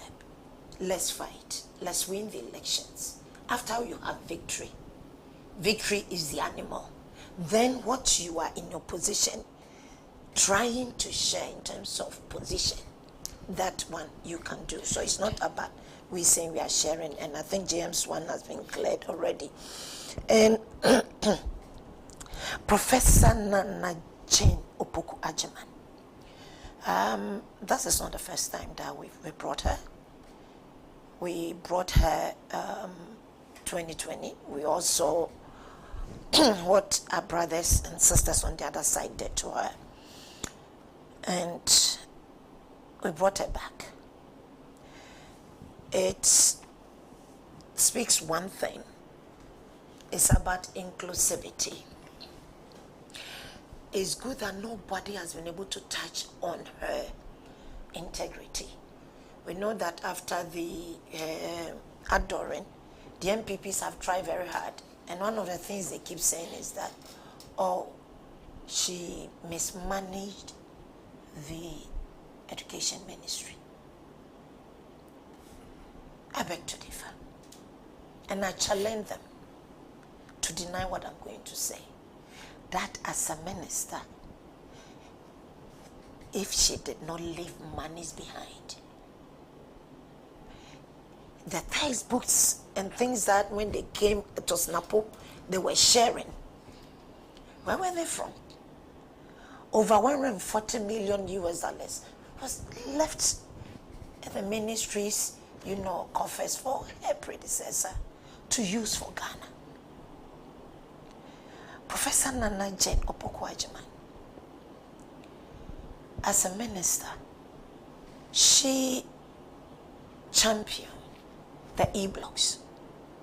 And nobody in Ghana can tell us that the e-blocks of no use. Now I want to refer to the Constitution of Ghana. The MPPs, which not very long ago, Honorable Anchamantin was a very active member until he felt that his attempted primaries, he would have been leading the same party right now that is destroying so much Ghana. He's parted way. They claim that the free senior high is their baby. Maybe some of us are not too educated, but there's a constitution. And that constitution states that every person, this article 25, that every person shall have the right to equal education, opportunities, and facilities with a view to achieving the full realization of that right. Education and facilities. Every person. It did not say those who are living in the cities. It didn't say that me from Techimentia, I'm not part. It didn't say that that child living at Yendi, Wapuli. I'll use Wapuli because I love where the school is situated. When you're going to Cherepon, you use the Yendi road, you be driving through, Honorable, Wapuli, good, he's here. You'll be driving through the bush. Then you come up, you just see this beautiful edifice from afar. You get close to a beautiful school with a beautiful bus. You'll be tempted to drop. I went to the school and I sought to ask, how does this benefit you? You know what they told me? It serves close to 100 communities. That is in fulfillment of Article 25, Clause 1 of our Constitution. That says we should give access. That facilities is being built. Now, the MPPs are trying hard to now say that those schools were built in the bushes. These same bushes where the schools are, you drive there to go and campaign. The Constitution requires or mandates us to create accessibility and availability. It should first be available, accessible, then you progressively will make it free. What did President John Dramani Mahama and that his regime, with his now running mate, heading the educational front, what did they do? They started making these schools available, making them accessible. By upon completion, anytime they came and commissioned, a bus was given. When you go outside, the free community day, so they move to the various communities. They pick students. Students are brought to the school. You have access to science labs. You have access to very good environment. And then not so crowded a school, so that you don't compromise the quality of education. Because in all, we need quality education for the good future of this nation. And so to those who are trying so hard to find mud and stick to her, when you have a very smooth tile on the wall, there's no amount of mud that you can succeed in stick. But when you throw it, it will bounce back and it will go right there. And so for Professor Nana being nominated, to us as women, it's an inspiration. She's courageous. She knows what she stands for. She knows her worth, and she knows what is good for us, especially women. Now, for everything that happened to her, 2020, any other woman would just come out and say, I don't want it anymore. The insults, the maligning, the lies, the attacks from the MPP towards her, they were so vicious. But once again, she has come. She said so many things, and I want to put on record that she's not different from President Mahama. Professor Nana Jeno-Poku-Agyeman was nominated by President Mahama because they agree on so many principles. And she's a loyal person to what President Mahama stands for. There's no way she would have come there to speak any or say anything different from what President Mahama stands for as the leader of our party. And so whatever she said, that is what President Mahama believes in. That's why at one point she said that. And she used, and I loved it. You see, it talks about the way they relate. She said, myself and John. John and I. He didn't say president, didn't say JDM, he said John and I. It's team play. It's that environment of friendship, cordiality, where they can actually relate. The environment where when the time of reckoning comes, she will not run and say that, no, I was never made to operate.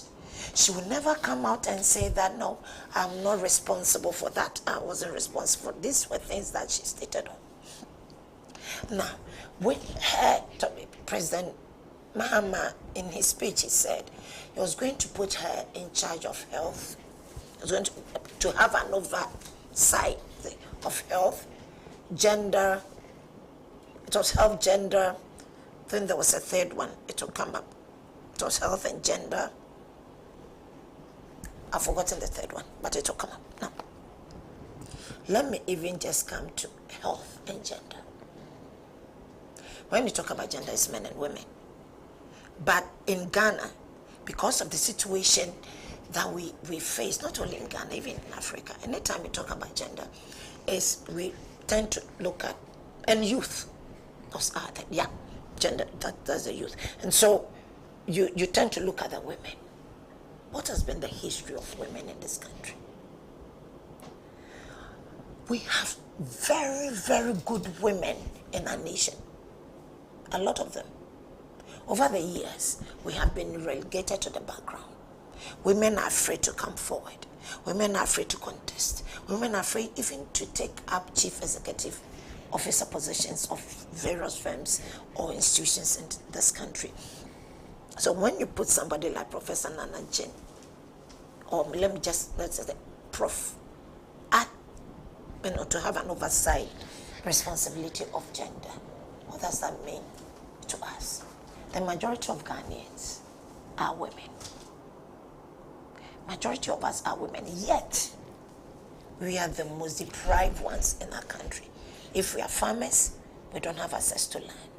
If we are business women, we do not have easy access to funds. If we are petty traders, it's worse. We all witness in this nation, under this government, when a woman with a child was maltreated, embarrassed, beaten at a bank when she was only going for her, I think, 100 cedis, or was even up to 200 cedis. That was her capital. That was when the crisis, the banking crisis started, and she needed her money back. Now, this government, I'm talking about President John Dramani Mahama and Professor, that's John and Jane's government, they're going to establish the Women Development Bank.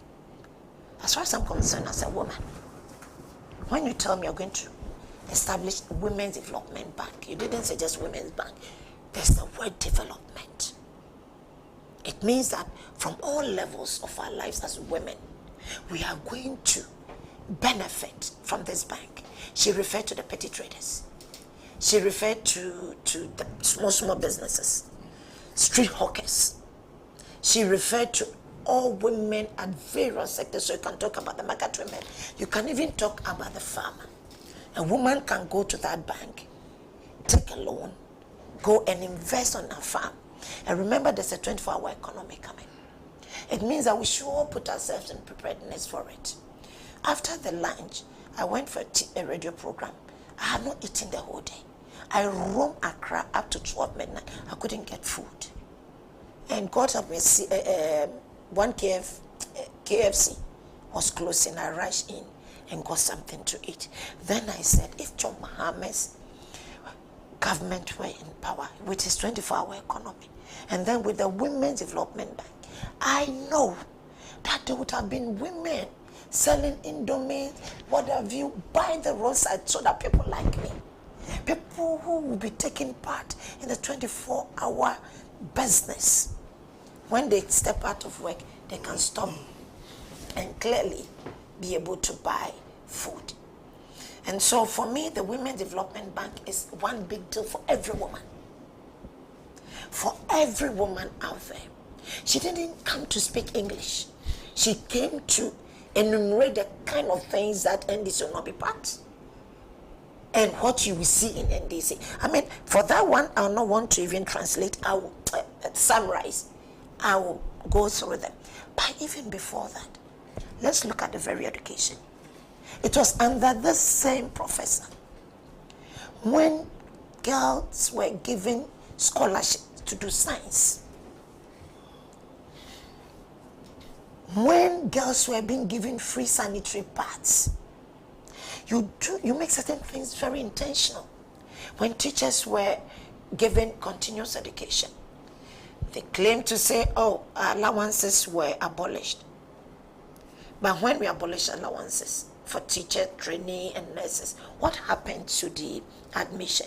It shot up from 300 up to 3,000, 5,000, the same school. Aside that, it also abolished the bribery. Go and bribe this person to take you to one big woman or one big man so they can get an admission. It went away. Then student loan was enhanced. That was all. Today, the quota system is back. They are not giving them the allowances anymore. Under that same professor, kindergartens were not left out. Improving the teachers and cages were built across the country, tried to improve kindergarten. Primary schools were not left out. Teachers were also trained. Junior secondary schools were not left out. Then it came to the senior. Then it went to the tertiary. You see, any visionary leader, you don't start if you are not selfish. If you don't think about just you, me, and I, you not look at only those who can vote for you. You are thinking about the generation. And where do we start? From KG. If we start from KG, we come to primary. Before I get to that free that is even enshrined in our constitution, I would have come through these systems. So if I'm not well prepared, you are going to have a very, very bad academic structure at that level. Now, you don't have tertiary institutions. So let's say you put all students in at the tertiary, senior high. Where do they go to? You have quota systems, so nursing training can take maybe only about 300. Where do we go to from there? Now let's talk about sanitary pads. People don't know. Probably people don't see the seriousness of it. Maybe because there's so many voices out there are men. But some women will need about 5 to 7 packets of sanitary pads a month. As research went on and we realized that girls in these are senior high schools, some of them were staying out of school because of lack of sanitary pads. They couldn't just afford. And so they were using unconventional materials, and it made it uncomfortable for them to attend classes. So to prevent the girl child from skipping classes maybe a week in every month, the President John Dramani Mahama's government, with his education minister, the then education minister, then now his running mate, came up with giving free sanitary pad. We're in the same country. When we sat down, that's where I agree with him. Sometimes I tell people that there are things that you just look at them and you know that it should break all political barriers. Break them. Because when girls were being given sanitary pads, they came out, the MPPs came out, and even the floor parliament to say that the then president was going to use it for juju. Today, what do we see? Research has come out. There's a documentary. If you see, you will cry. Sex for sanitary pad. The young girls are sleeping with people they don't desire to. They don't want to. But because they don't want to lose 1 week out of the 1.5 months that this system that they have brought to destroy educational system will keep them in school. So then they will give themselves away against even their will for sanitary pad. Because this government has made it impossible for the girl child, for the women in this country to afford the one thing that we cannot avoid. Look, I'm here, I can choose not to do my hair. I can do sakura. We have women who are doing sakura now. I can choose not to wear earring. We all wear clothes, men and women. I can choose, excuse me, to say not to wear brazier. But what about sanitary pad? What about our menstrual period? Is it a choice of ours? No. So if we should do one-on-one budget, girl and a boy, man and a woman, at the end of the month, the woman is forced to look for an extra money to buy sanitary pad. So it's discriminatory against women. It's a discrimination against women for you to add taxes to sanitary pads to the extent that we can no more afford. So with the whatever system they have in place, that has limited so much contact time with students and teachers. And so our girls stay in school only one and a half months and barely stays at home 3 months. The girl child and a lot of our girls are now staying home because they can't afford. They can't have the 300, they can't have the 400 to buy sanitary pad to go to school. That is something that, to me, when the NDC comes with Professor Nana in charge, or not in charge as a minister, but having an oversight responsibility of the ministry that takes care of these things, trust me, I'm sure that these things are going to come out well for us. Let me say this thing about some of the things that Professor said. And we saw it happen. Going to 2020 elections, what happened in this nation? COVID came. When COVID came, women suffered. Children suffered. Men suffered. Even our animals suffered. Getting to elections. Because women are used by this government. I say used, you know why? Because President Nanado said that we are not there yet to be chairman or chairpersons of political parties or even go to the presidency. This he said at an international event in Vancouver. It's the biggest women delivers, the biggest gathering of women in the world. But he said that, so we know what it means. Now, when you go to work, and then you go to work, and because of elections, you know, women on the market, you've impoverished us. We can no more go to Togo. We can no more import. They don't buy our goods. The woman farmer can no more farm because we do not have access to fertilizer, even subsidized, or even to buy expensive. We do not have it. Our husbands and our children are unemployed, and they can no more even support us. And remember, that anytime a woman is strong, and anytime even a woman is part of government, or women are more in governance, trust me, corruption suffers. Now we can't do all these things. Then election time comes. You start sending us more from government that we should use that to enhance our business. So this momo was 200, 100, 200, 500, and it went all around to women. After that, what happened? There was a so-called free electricity. After that, what happened? Today we are being taxed in all ways. And so what the professor said, and I know that what she said was meant, she meant well, and it's the same way that President John Dramani Mahama, who will be the president, and she will be a co-driver. A co-driver. She's not going to say she's a mate. No, will be a co-driver. This is what she said. And I beg your listeners to refresh our minds. Okay? She said, and I quote, I envisage a report of the administration of His Excellency John Dramani Mahama on the ticket of the National Democratic Congress, which justifies his return. The report will have no reference to the following. Please. We were all in this country. There was a so-called Ghana Beyond Aid. Then all of a sudden, somebody's pledge to God became a national responsibility that should affect each and everyone's pocket. I'm a Christian. And in the Bible, it is said that even as a woman, when I pledge, I vow to God, and I go home, my husband says that, no, I don't understand. I'm free not to even redeem. I'm free not to fulfill that vow. God forgives me. Now, the National Cathedral,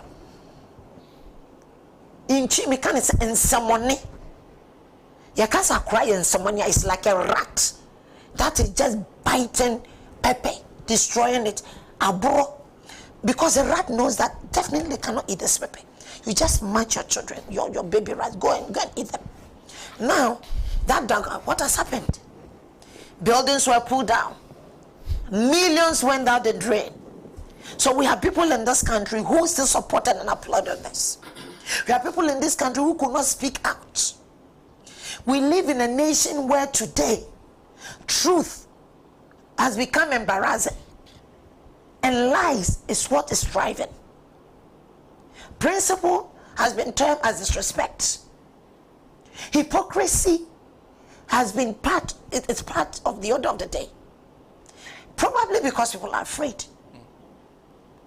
But if you are afraid to say the right thing or do the right thing, then what are we talking about? And excuse me, I'm not just, let's say for me, Bonawan Nanchamantin is a fine gentleman. I always said that if I were him, after I resigned from day one, I would not stay in, fight, and try to even contest on the ticket. Then when I see that the system is against me, I go and speak in different language. A principled person is the one that, if I do not believe in President John Dramani Mahama's principles and the way he does things, there's no way I will be part of his government and get to a certain point, leave, and I will turn criticizing him. No way. Oh, Mami Ameka just said, thank you, sir. I don't believe in what you stand for. I don't believe in your principles. I cannot be part of it. It makes you a citizen, not a political individual. That is a fact. Look, you have to conclude for me. And let me just conclude by just reminding us of some of the things that she said. Okay? That President John Dramani Mahama's government, obviously those who are asking why he's coming back, the things that are affecting us today, that we will have a better free senior high because it was piloted by him in the 40 poorest districts in our nation. It was piloted, it was started by him, and it's been poorly implemented. So that is another one that you spoke about. Electricity, water, in general. The economic management is going to be well handled under President John Dramani Mahama. I'm sure that we will come around again. I want to just pause here so that when I come back, I'll continue with Professor Jenana, what I want to say about her more. Thank you. Thank you. Thank you very much. If you just join us, we are talking about the outdoor young Professor Nana Jane Opoku-Agyeman. I'll come to Comrade Kwesi Pratt next, but before I do that, just a couple of comments you're sharing with us. This is Musa Batuana Sawasi, who says, Senna, I'm surprised the level of appreciation and applause by many Ghanaians after Jane Nana Opoku-Agyeman spoke. The most part of a statement that touches many Ghanaian heart is the fact that she won't run away from her responsibility. She will play a significant role by taking part of the core policies and programs of John Mahama's administration, like 24-hour economy, big push agenda, policy on Guta, and many more. She's credible, competent, knowledgeable, brainiac personality. Thank you. There's also Justice Kwajo says, there's nothing wrong with a leader asking his or her followers to work hard for victory, and the other things will follow. People work for a reason, and that comes with rewards. Justice, thank you very much for the message. Yes, Nana Kofi in Instagram, please. You have to correct the lawyer. Okay. Chairman Sedunketia, sharing the game was not about sharing Ghana's money. He was talking about political position, which he says some party members were already lobbying for. There's also more. There's Abbas Amogobo in Ofinso, who says the NDC's journey to victory has begun, but the NDC should not be complacent. Every single voter should make a point to go to their various voting centers on 7 December 2024 and vote massively for the presidential and parliamentary candidates of the NDC. And also, after that, make some proper accounting and entries are done at the various polling stations across the country without being allowed to be intimidated. Thank you for that message. Togbe Chikata. Okay, thank you. There's also this one from Koblavi Mpokwasi Begans. Dr. Baumia is still struggling, finding it hard to get a running mate. The Ashanti Region NPP caucus are frustrating him. He's confused and don't know what to do. NPP is jealous of John Mahama because they're choosing his running mate. It shows the NDC party and John Mahama are ready for the next coming general election. NPP say they have the men, yet can't get a running mate. Mr. Bratt?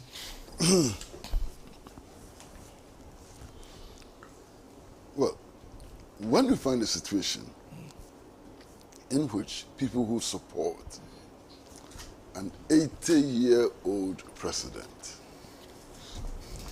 begin to raise issues about a 71, 72, 73-year-old vice presidential candidate, then there's a problem.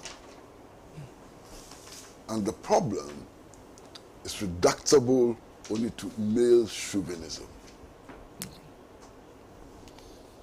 And male chauvinism, in essence, is anti-woman. I think at that point has to be made quite clearly. You understand? I was really surprised, over the last 2 days and so on. I heard people make comments to the effect that whoever has been selected as running mate for the National Democratic Congress is problematic because the person who has been selected is a 73-year-old menopausal woman. That's a display of extreme backwardness. And beyond being a display of extreme backwardness and the height of male chauvinism and so on, it is also anti-development to the extent that we live in a country in which 52% of the total national population is made up of women.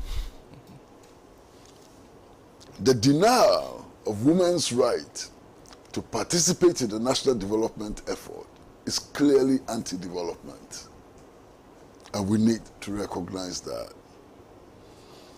So if you listen to people, if you listen to constituencies, if you listen to political parties and so on, what they say betrays who they truly are. And the debate about the outdooring of Professor J. Nana Opoku-Agyeman has given us the opportunity to see the different constituencies, and I'm not talking about Ayawaso West and so on, I'm talking about different constituencies and how these different constituencies react to the gender question, they react to the development model and so on. I mean, it's so very revealing for me, and I think that it is good that it is revealing. The other thing I'd like to talk about is just the splendor. I mean, many events have happened at the venue before and so on. I was not there. I watched on television. And the splendor was remarkable. The arrangement, the choreography, and so on. I don't know who was responsible for that. But whoever was responsible for that deserves tons of commendation because it added to it all. The arrangements, everything came up so very nicely. Now, I would, in all honesty, consider Chairman Asidu Nketiah's statement as a down. I do not disagree with him. The clamor for positions is irrational.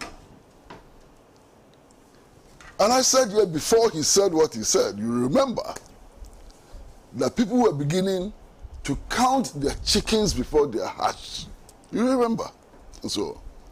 So in essence, there is some merit in what he said.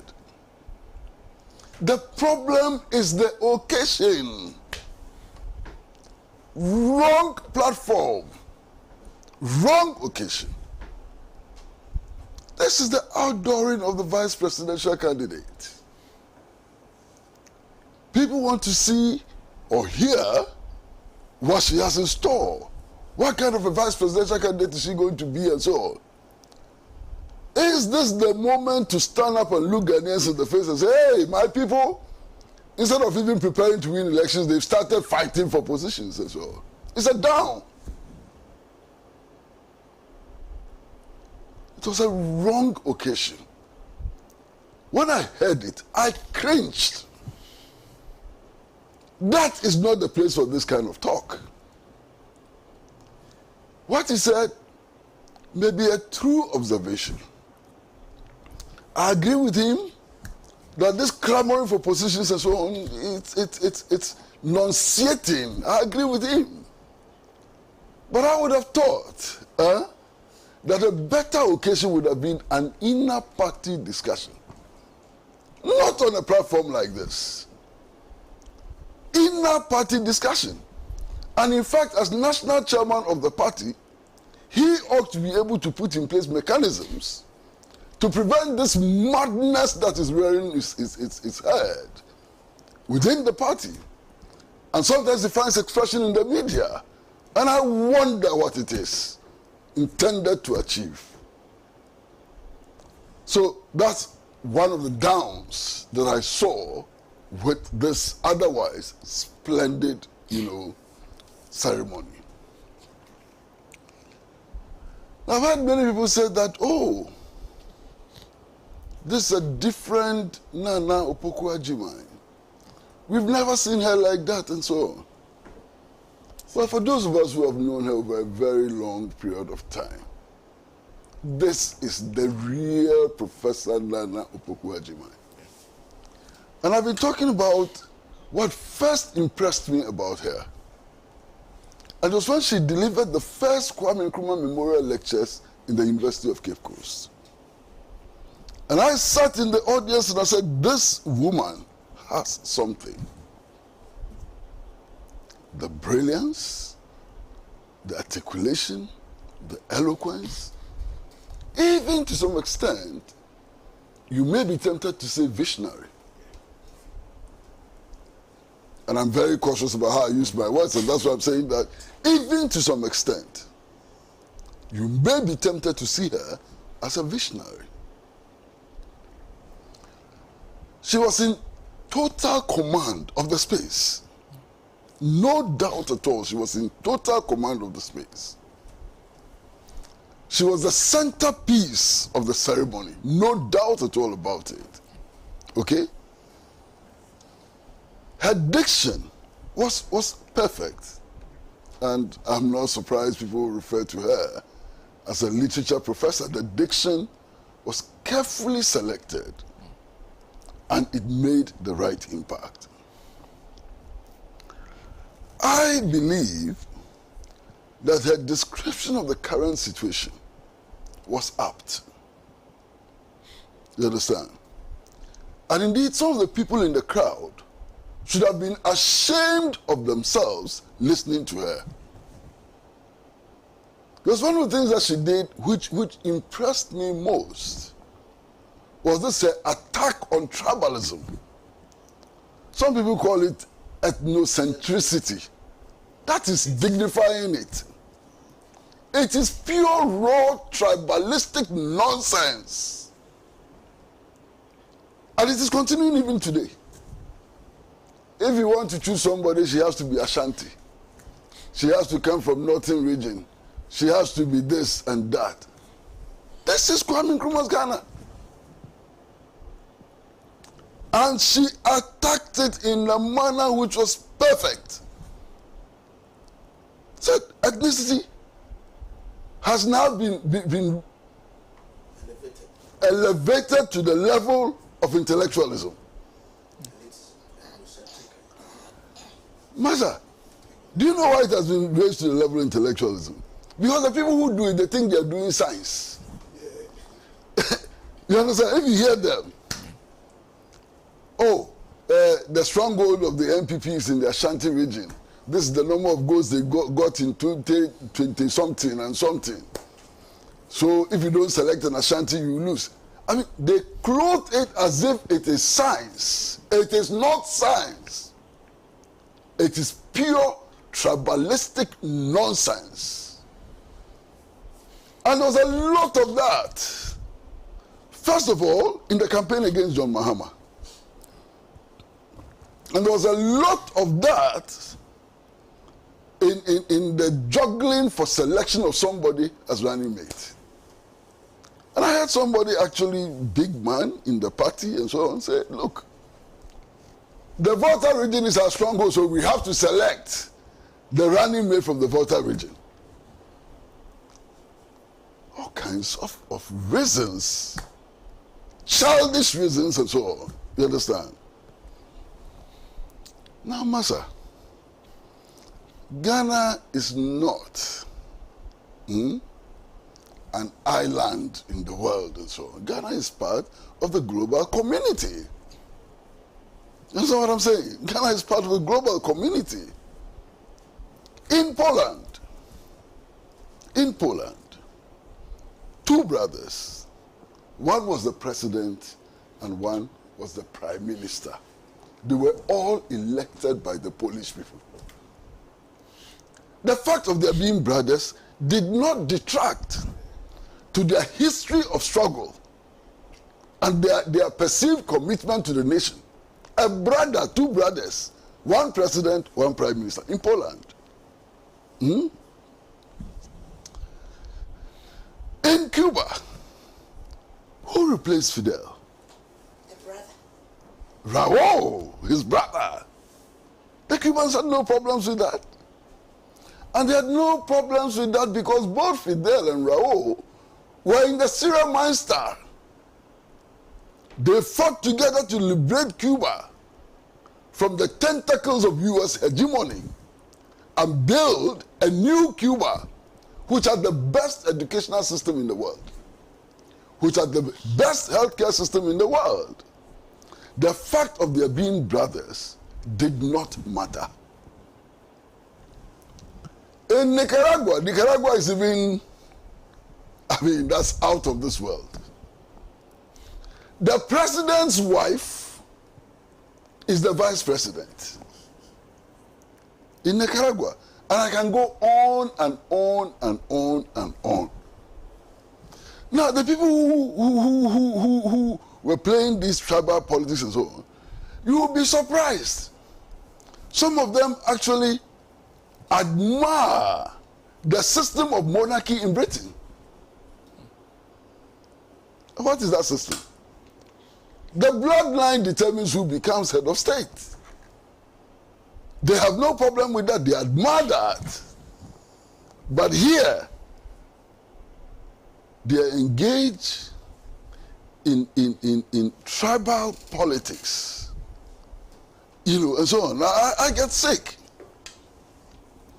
So sometimes I ask myself, all of these things, election of president, selection of vice president, and so on, what is the purpose?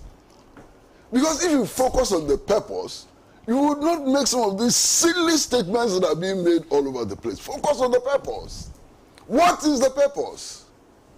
One, simple, to make sure that all of our 32 million people have access to potable water. So the people are not infected with guinea worm and so on. That's a purpose. Two, to make sure that people have access to decent housing. Three, to improve national infrastructure so that when the poor farmer grows his cassava in the rural community, that cassava can be moved to the buying center so that the cassava does not rot on the farm. You understand what I'm saying? What is the purpose? The purpose is to improve access to quality education, not just to improve access to education, but to improve access to quality education. Okay? What is the purpose? The purpose of all of this are politicking. The purpose of what we are going to do on December 7, 2024 is to make sure that when we fall sick, we can get appropriate treatment to make sure that we do not even fall sick too many times. We can prevent falling sick. Now, if this is the purpose, does it matter whether the running mate is an Ashanti, is a Dagomba, is a Fafra, or comes from Gomoa, France? Does it matter? Master, does it matter? If this is the purpose, does it matter whether all the people in government, from president to the sweeper in the minister's office, are Fafras? I am keenly aware of the constitutional injunction to provide a certain balance in appointments, public appointments and so on. I'm keenly aware of that constitutional injunction. And I believe so very firmly that we need to respect the Constitution for whatever it is worth, and so on.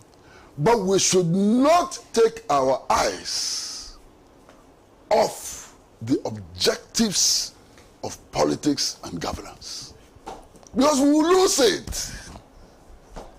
That is why today there are so many people in political office, and when you see them, you say, hey, is this how far we have come?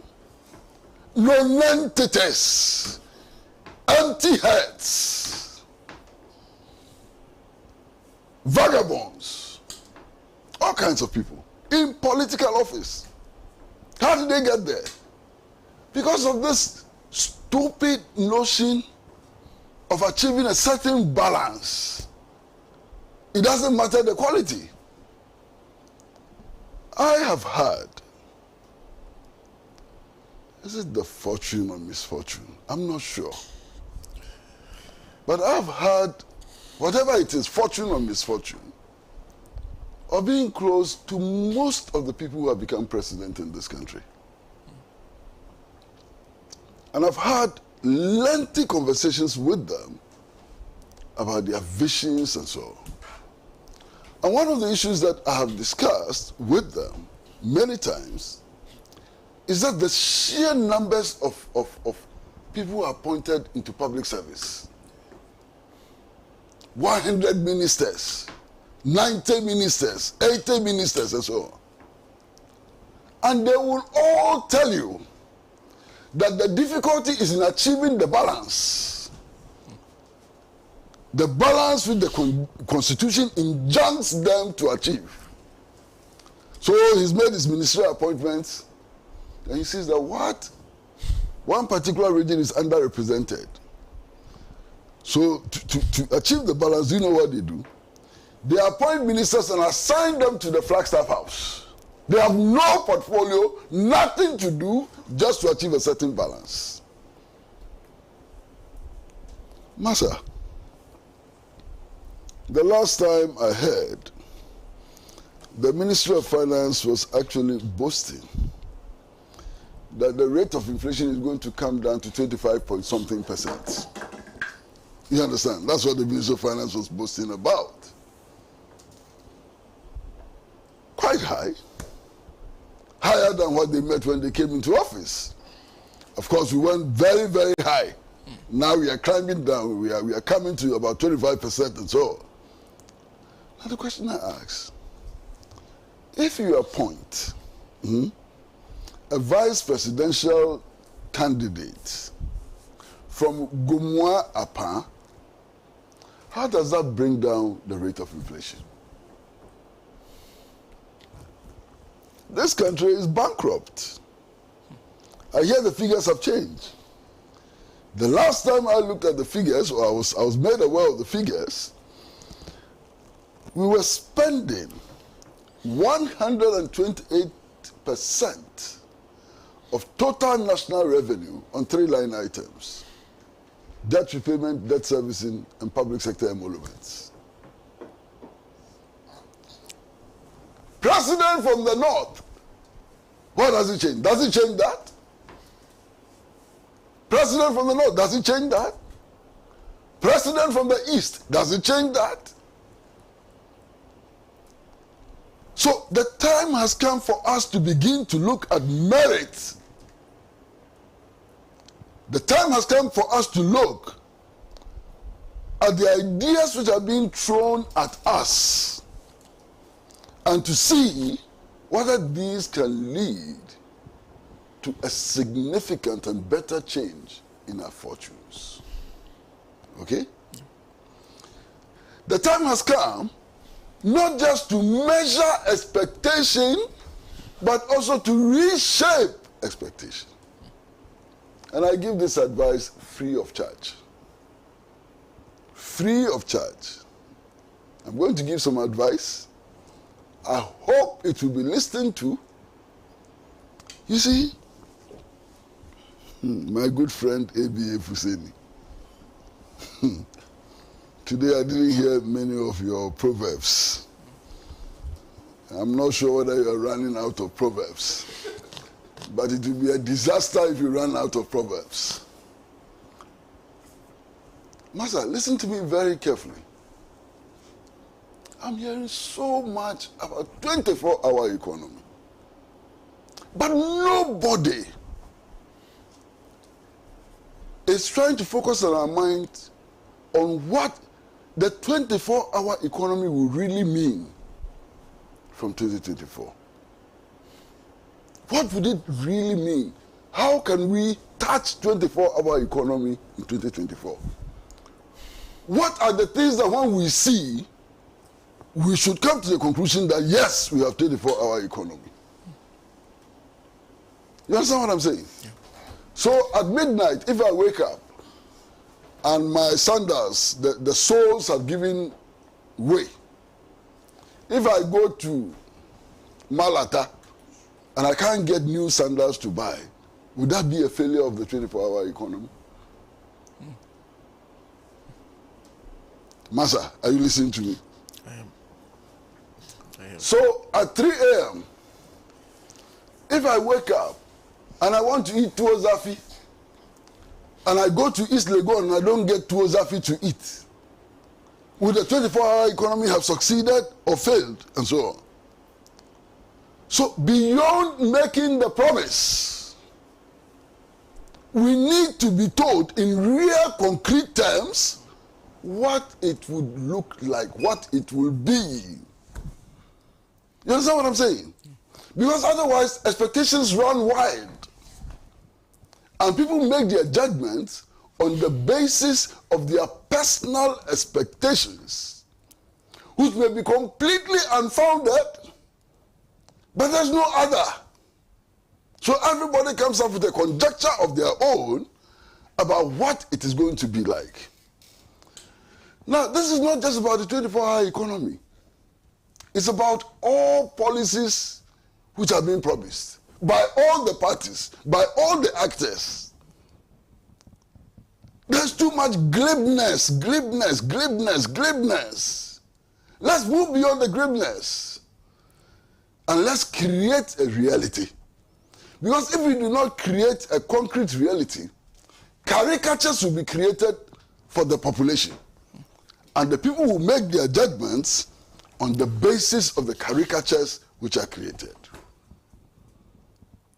This is free advice. Okay? Now, there's something else which is interesting. One of the things that Professor Jenana Opoku-Agyemang said, which received the loudest applause, sitting at home watching television, my impression was that he got the loudest applause, was when she said that those who have messed up with public funds and so on, they will be made to account. And that it is not a threat, it is a promise. You saw how the room was electrified. To be honest with you, I talked to many people. Everybody is expecting that. Everybody is expecting that. Master, in the NDC it is worse. What they want to do to these people who they think have stolen, you can't believe it. So, Professor Jenana Opoku-Agyeman captured the sentiment. But you see, December 7th, 2025, she will not be at the inauguration of a running mate. She will be sworn in as Vice President of the Republic. That's a huge difference. January 7th. January 7th, yes. You know, yeah, sorry, thank you. You understand? That's a huge difference. Initially, it will be fun. People would applaud, catch them, jail them, and so on.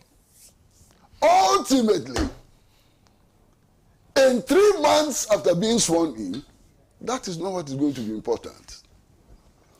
What is going to be important is the price of petrol. What is going to be important is the price of kenke. What is going to be important is whether people are able to send their children to school or not. So while pursuing the objective of accountability is important, pursuing the objective of probity and accountability is important, a lot more focus has to go on the realization of the aspirations of our people. Master, people are fed up. You know better than me. Sana, I listen to your program every day. People are fed up. People are losing hope in the political establishment.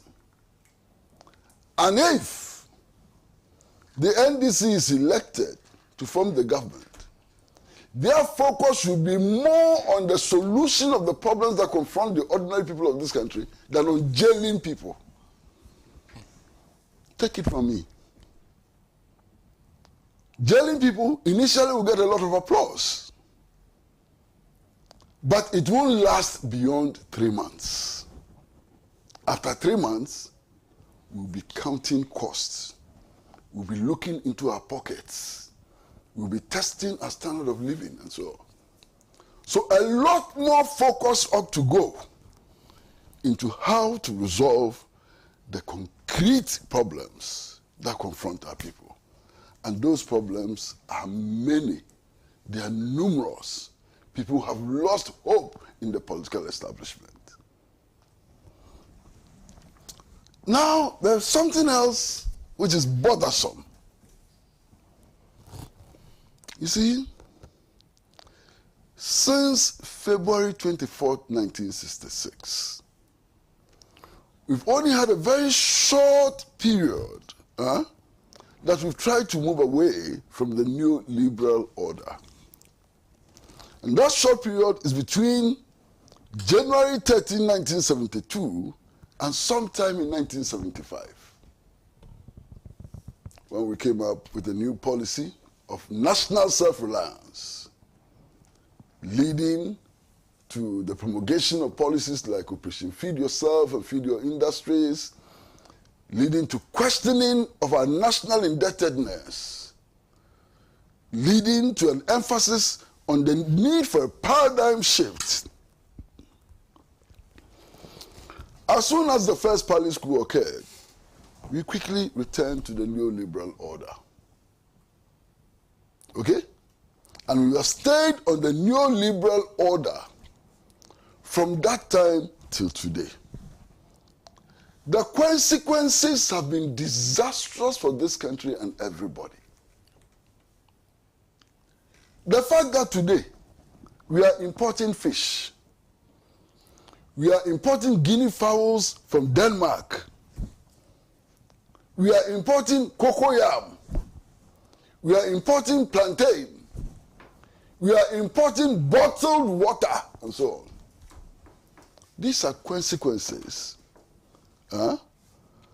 of staying on that path of neoliberalism and so on. Now, unfortunately for me, so far, in this campaign season, nobody has given us the option of abandoning the path of neoliberalism. Nobody. We are still stuck on the path of neoliberalism. And that's a huge problem. Because if you are stuck there, your national economy will be run by the transnational corporations. They will run your national economy for you.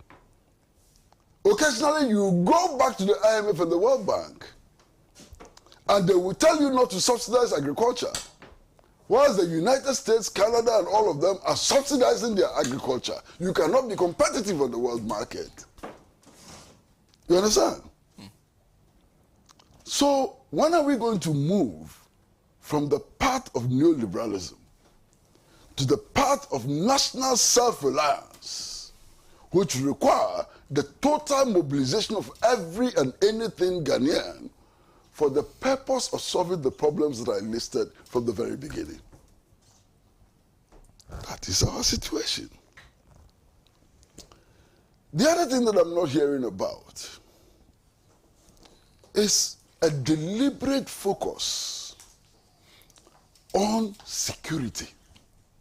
There's no deliberate focus on security. Nobody is addressing it. But it's a major problem. Why is it a major problem? You take Nigeria. 1 out of 16 countries in the West Africa sub-region. Nigeria alone has a population of 260 million people. More than half the total population of West Africa. And I've said this many times. You go to Nigeria today, you have Boko Haram insurgency in the northeast. You have the low-intensity civil war in the Niger Delta area. You have a secessionist movement in the east, and so on. If Nigeria blows apart, the whole of West Africa blows apart. We know of the insurgency that is sweeping across the West African region. In fact, 3 days ago, we actually heard about rebel attacks in Benin, in the center of Benin, and so on. The northern border of Togo has been attacked. La Côte d'Ivoire is in the crosshairs.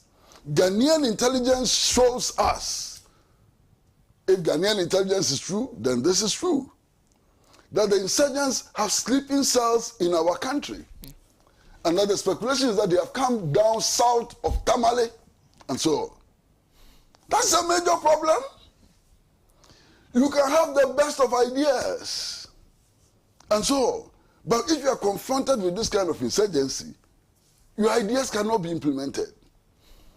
What plans do we have for containing this insurgency? I haven't heard anybody speak about it. You understand? I haven't heard anybody speak about it. Now, what is the contribution? The contribution of the swarm of Western intelligence and Western militaries in West Africa to this crisis. Now, they are everywhere. The Americans are everywhere. The British are everywhere. The French are everywhere. The Kotoka International Airport has become the logistic hub of the U.S. Armed Forces. Who is examining that? And its consequences for us? Are we going to retain these foreign military bases on our soil? There must be a policy. Unless, of course, all of our leaders are afraid of Uncle Sam. So it's a matter that they rather not talk about. You have U.S. military presence on your soil. It is part of the problem. Before the Burkinabe coup, 60% of the area of Burkina Faso was controlled by so-called Islamic insurgents. It can happen anywhere in West Africa today. Especially as we now do know that the insurgents are looking for a route to the Atlantic Ocean. How do they get to the Atlantic Ocean? The only way they get to the Atlantic Ocean is by sweeping across Ghana, Togo, Benin, and La Côte d'Ivoire. You understand? So what is our position? I am ashamed as a Ghanaian. Really, really ashamed as a Ghanaian. You know why? Because genocide is happening under our eyes in Palestine. Genocide. Naked genocide. Our president has declared that his government and Ghana stand firmly with Israel. Of course, the president does not speak for me. I don't stand firmly with Israel. He does not speak for me. But one would have expected that the others would be making statements on the situation in Palestine. Everybody is mocked. All the other political parties, including the Alliance for Revolutionary Change and so on. Do you agree with Nana Akufo-Addo? When he says that Ghana firmly stands with Israel in the commission of genocide in Gaza. And if you don't, why are you not talking? Why are you not talking? What is your foreign policy? Because foreign policy also has consequences for domestic policy. You understand? So when I sit back, I'm just wondering, what is happening? How come that our politicians cannot talk about the most important things in the world today, which affect us in many ways?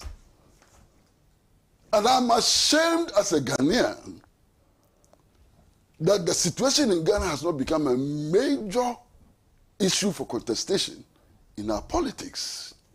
Because it should. This is Kwame Nkrumah's Ghana. If for nothing at all, we should listen to Nelson Mandela. When Nelson Mandela told us that he and Yasser Arafat were brothers, that they stood together in the confrontation with apartheid. And apartheid is an affront to every African, every black person in the world. Israel supported the apartheid South African regime, gave it intelligence, gave it weapons, assisted it to develop a nuclear capacity. So if for nothing at all, just for this reason, we should take a stand and take a positive stand. Why? On the eve of Ghana's independence, Nkrumah declared that the independence of Ghana is meaningless unless it is linked up with the total liberation of the African continent. I'm an Nkrumahist. I stand by that. Has the African continent been totally free of colonialism, colonial occupation? No.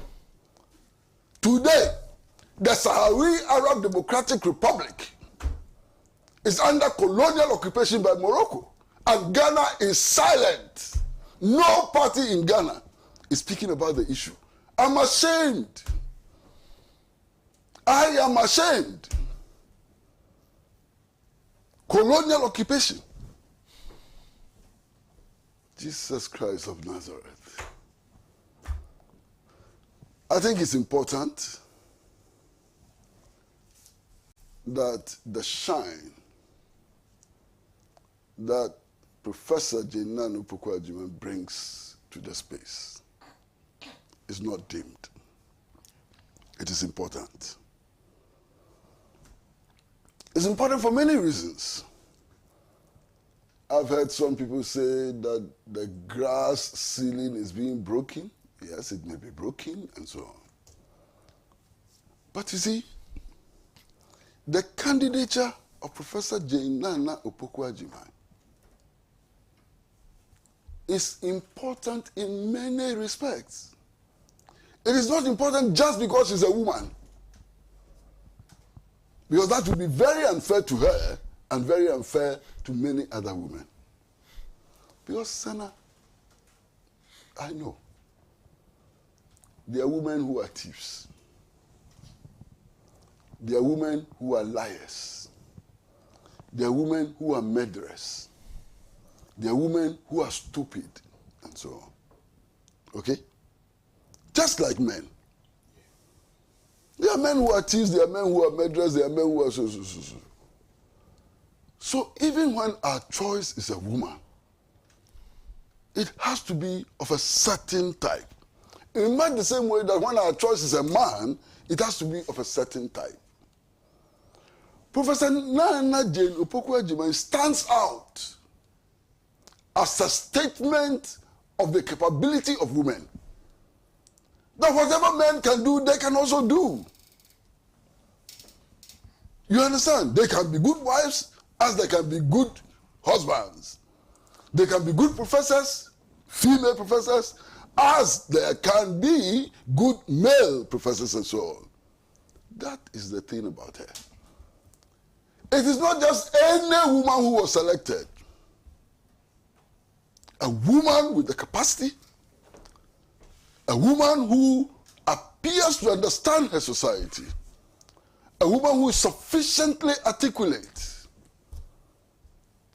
And the thing that strikes me most about her is her modesty. Modesty. And I have known her over a period of time. Her modesty is so striking.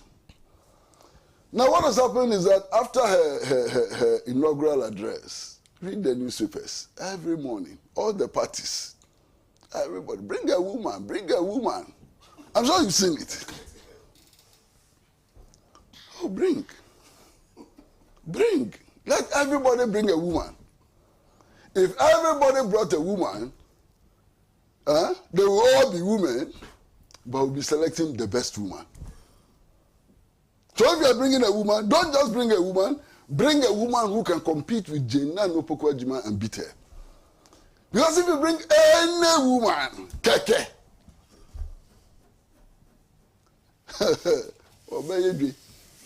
Sana, thank you very much. Thank you. Thank you very much. Well, let me go to WhatsApp and Facebook. You seem to have there are people who are agreeing with you and disagreeing with you on the platform issue. This the final man here as a senator. What's the problem with that? I disagree with Kwame Kwesi for saying that the platform chairman used was wrong platform.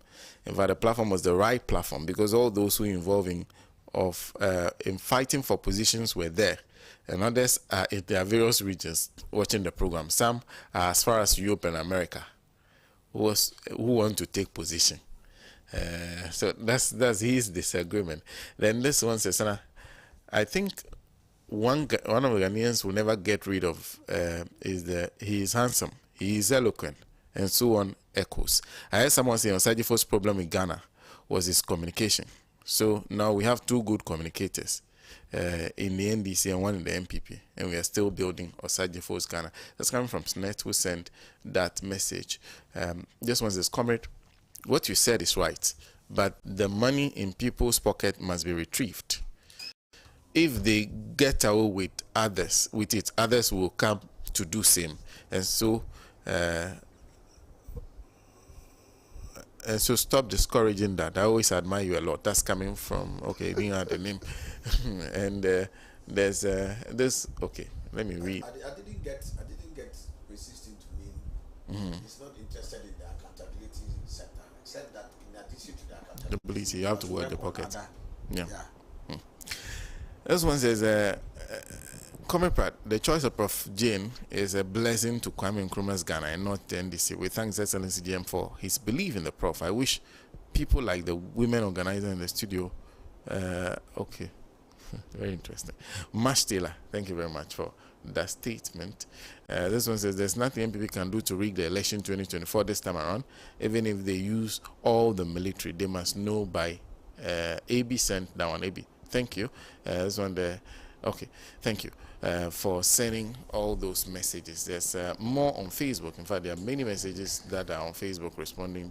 Julius Agawa in Tahir says, as Professor Nana Jane's speech was the best political speech qualitatively, if not quantitatively. Professor Jenana Opoku-Agyeman has delivered the most powerful, brilliant, and eloquent speech in Ghana's political history since the inception of our Fourth Republic. Professor Nana Ajene Opoku-Agyeman was at her delivery best on that day. Excellent acceptance speech.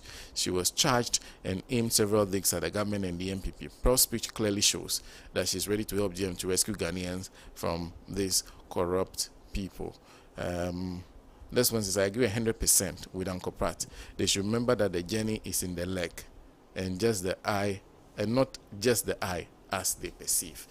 Well, thank you very much for staying, and that concludes our discussion on the very first topic. We don't have much time, so we'll briefly go through the second one. We're going to do 5 minutes each on the issue of the Supreme Court declaring unconstitutional the payments to the spouses of the president and the vice president. And I'll start with Alhaji A.B. Fuseni. Please, 5 minutes. First, I just like to express my bit of disquiet about the long period of pendency of cases before the Supreme Court.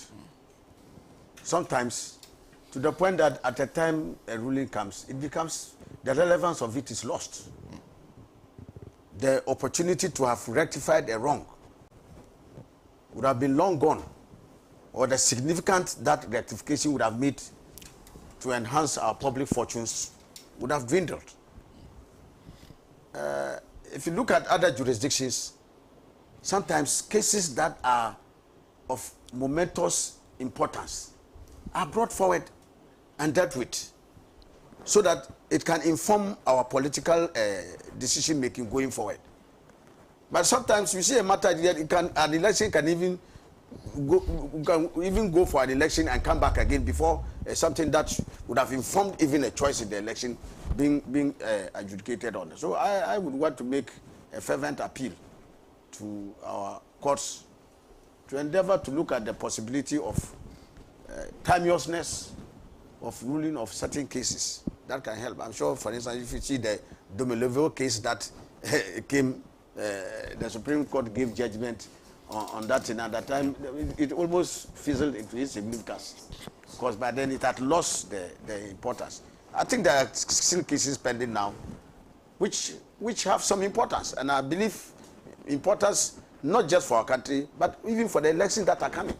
And now I want to make that appeal that the courts should look at those cases and expedite action on them so that they can inform and help anchor our people to make very firm judgments regarding our political system and our political actors.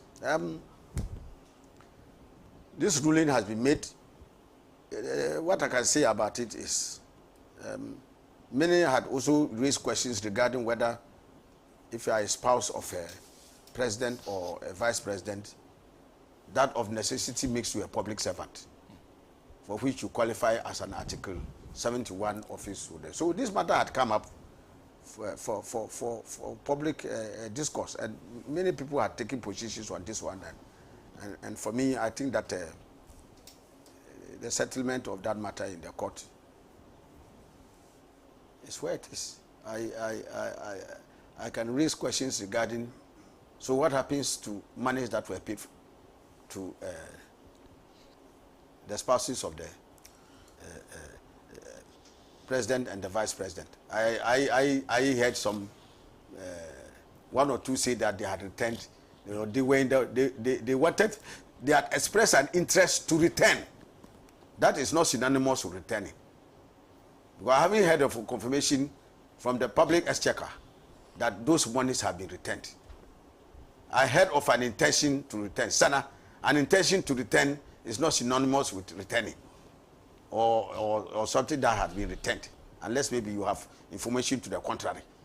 And so I think that going forward, issues such as this would elicit some bit of education. But I also want to take the opportunity to say something. And maybe I may run the accusation of being an advocate in my own interests. Yes, I want to say that because we need to deal with that as a country and move forward so that that does not especially put public officials in the limelight of accusations that are completely avoidable. I'm saying this because the Article 71 issue has come up here. Kwesi, since I functioned as a member of parliament in the 8th parliament of the 4th Republic, my salary has been anchored on the 7th parliament of the 8th Republic, 7th parliament of the 4th Republic. We are all aware, for instance, that salaries, emoluments, and others from 2020, 2021, 2022, 2023 have experienced increases for public servants. My brother, I lie. You finish first. Yes. Then we'll determine whether you lie or you don't lie. Members of parliament are still subsisting on their 2020 that the 7th parliament went out. Now, by our laws, you have to wait until a certain point when the president appoints a committee to undertake a review, make recommendations before the executive accepts, and then parliament also makes recommendations to do it for the executive. I think that arrangement is incongruous. I want to submit that it's important for all of us as a nation to take a decision regarding, look, if we have to have a uniform basis of salary for everybody, let that be so. So that you don't have this compartmentalization of people in Article 71 and others, and they being subjected to some form of injustice. Because I can say without any doubt that operating for your own salary for 3 to 4 years now, and when that committee makes that recommendation and they pay the money to you, then there's you and cry. You see, they have given some huge money to this category of people. How much is the salary we are complaining about? Come again. How much is the salary we are complaining about? That's the issue. No, that's not the issue. That's the issue. How much? You see, that's what I'm saying, that if you are being given 100,000 cedis a month, nobody is giving. Does it matter whether it's 2017 it doesn't even come. That's what I'm saying, that you don't even come closer to what you are talking about. So what is the salary? But I'm just saying that I can't sit here and be disclosing this. But Kwesi, I'm telling you that, look, if I tell you, Kwesi, that sometimes after deductions, some members of parliament don't take home 2,000 Ghana cedis. What is Will that amaze you? What is deducted? And that is what that's why I'm talking about. I'm coming. That's why I'm talking about the Article 71. Let me advocate for you. What is deducted? Let me advocate for you. They take car loans. Which car? Which kind of car? Oh, when you come to parliament, A car you used to work. Kwesi, the executive, and I'm saying that is the grave unfairness to members of parliament. Look, which cars are you talking about? Kwesi, I'm coming. Look, the executive are giving cars to work. In fact, they are giving 2 cars. In their case, members of parliament is just 1. In the case of the executive, they are giving 2 cars. One is a 4-wheel drive. A second one is a saloon car. Chauffeur driven, giving fuel, giving paid drivers and others. No member of parliament is giving in a car. You take a loan. That loan, even before that loan comes to you, they have commenced deductions. As early as January, when you are sworn in as members of parliament, the deductions start. You have not even taken that loan. University lectures, are they giving cars? So that's why I'm saying that. Headmasters of secondary schools, that is are they why giving I'm saying cars? that if we as a nation agree, we should look at the Article 71 designation and put all of us on a straightforward salary. Then we are all in. Okay. I am for that. But I'm saying that a lot of misinformation, disinformation, outright falsehood has been put out in the public domain, and people insult MPs and others and other Article 71 holders as a bunch of selfish people who are feeding fat on the national exchequer. A lot of it which is not true. Alhaji, thank you. Because like I said, you keep my arrears of salaries for 4 years, pay it to me at the end of this thing, and call it ex gratia. And you let the public decide on you as a very greedy politician and others who is taking fat salary. It's not correct. Alhaji, thank you. So I am taking this opportunity to call for a redress. If as a nation we all fight this incongruence, let's amend the requisite law and ensure that all of us are put on a universal salary scheme. Okay. So that everybody gets whatever you have to get. Thank you. And then we stop this thing about elevating even wives of spouses, vice president, president. Alhaji, thank you. Even no husband of council of state, chairman or something. Alhaji, thank you. All of them. Thank you. That we should look at thank you very much. Holistically. Thank you. I thought you wanted us to look at the last one too, and this No, in fact, even if I okay. Well, no, that's okay. Alhaji has encroached on about 12 minutes. Don't worry, you go. These are some of the issues that we are forced to discuss. I'm very disappointed. Well, I think this is a pretty straightforward issue. I can't even believe the committee attempted to smuggle wives of a president and wife of vice president into the Article 71 thing. You understand? So, I mean, the way sometimes we handle. You see, let's just have integrity. When we say integrity, it's not just about taking bribe and integrity in how you apply what clearly is very unambiguous. Was, with all due respect, I don't see any ambiguity in Article 71. Whoever the committee members were, as in, I think they attempted to do this country a very big service when, I don't know whether it is in fear of the president, whether they wanted to get his fever. Now, if that was... The president appoints you and he wants a certain outcome. No, but you see, you are working within the confines of the law. It's a constitutional democracy, for crying out loud. You see, you understand? And the fact that the president is struggling to be a monarch, he's struggling to be a monarch to the extent that he even wants to determine who would come after him. That is not his choice to make. Sovereign power will always reside with the people. We are a republic, and we will decide who we want to give our executive powers to. But I mean, if he, the defender of our constitution, creates a situation where committee members are afraid and they think they need to get his favor by smuggling his wife and the wife of the vice president in as Article 71, then it's quite disappointing. We come here and we come and discuss something which really wastes the Supreme Court's time with, forgive my language, but as in something which is so unambiguous, then it has to be an issue in this country. So I plead with certain institutions of state, like the police, like the EC, like those institutions. You are independent for crying out loud. You understand? Really, I think should have said happen in Honorable Kitiamon's. If we really want to achieve the purpose of our democracy, then the police and these committees and all those institutions which are not partisan in nature, they must understand their job and do their job to the letter. Because at the end of the day, our call is not to save any human being. Our loyalty is not to any human being. Our loyalty is to Ghana and to the objects and purpose for which we set up our country.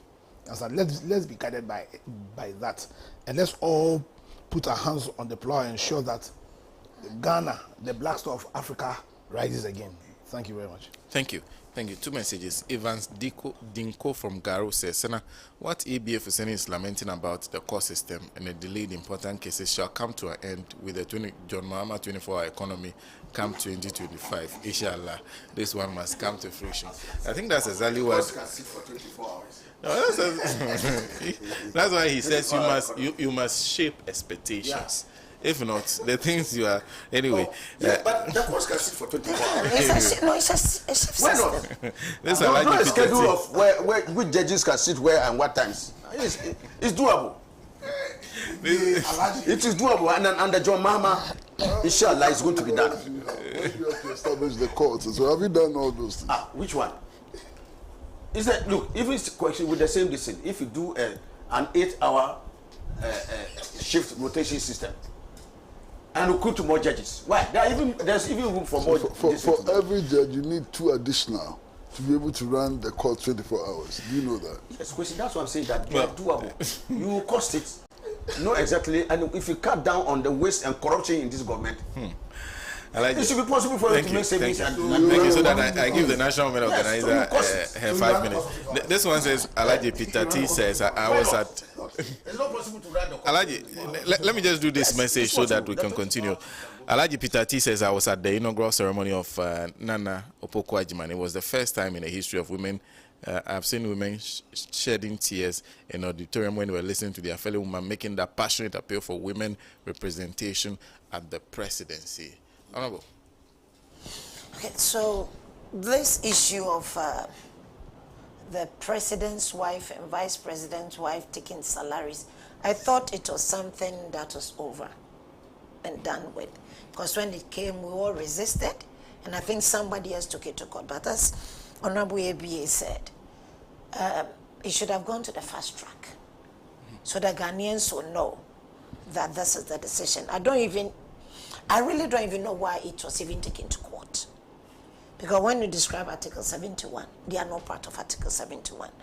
And with everything happening, we are happy that at least the court has come out, better late than never, to, discard that idea of anybody coming up again and saying they're going to pay their wives.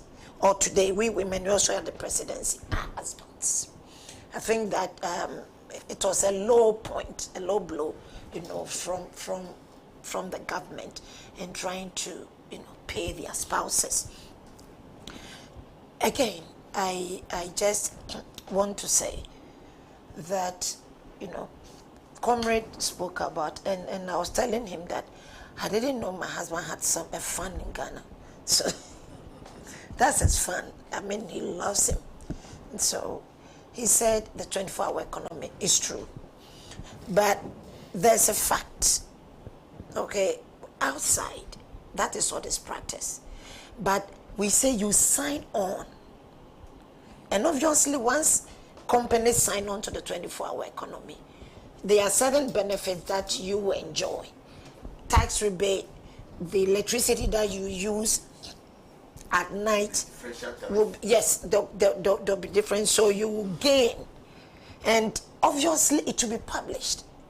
But I know that's why I was saying basic things, as Uncle said. This same day that we did the adoring, something went through my caps and the tie, and it was hell.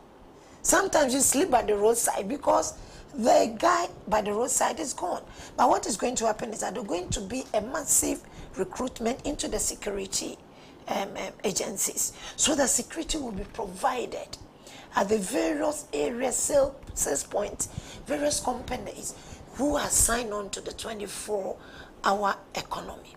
And so this is a shift system. So if the private man can do, why not the government? I don't know about the court system, so I will not want to talk about the court system. Probably they have some checks and balances. If they are not there, you cannot handle it. But a place like passport, there are places, government institutions that can equally also fall into it. Outside, you can sleep and wake up any day, any time, and say you are going to get this, and you surely get it because they practice. It employs more people. And even with, let's say, one thing that President Mahama has said is to cut down importation of chicken and frozen meat to this country by revamping the old one, the local one. This system, if you're able to introduce your 24-hour economy to that system, trust me, you get people working and not sleeping. Not one person, I'm talking shifting, with the shift system. And my last thing, I'm struggling with my voice, so I'm very uncomfortable, forgive me. My last thing on all this is that to the Ghanaian woman, this is what I say. And what a comrade said about who Professor Nana is. I've always said that when we say woman, it's not because we just have to choose any woman.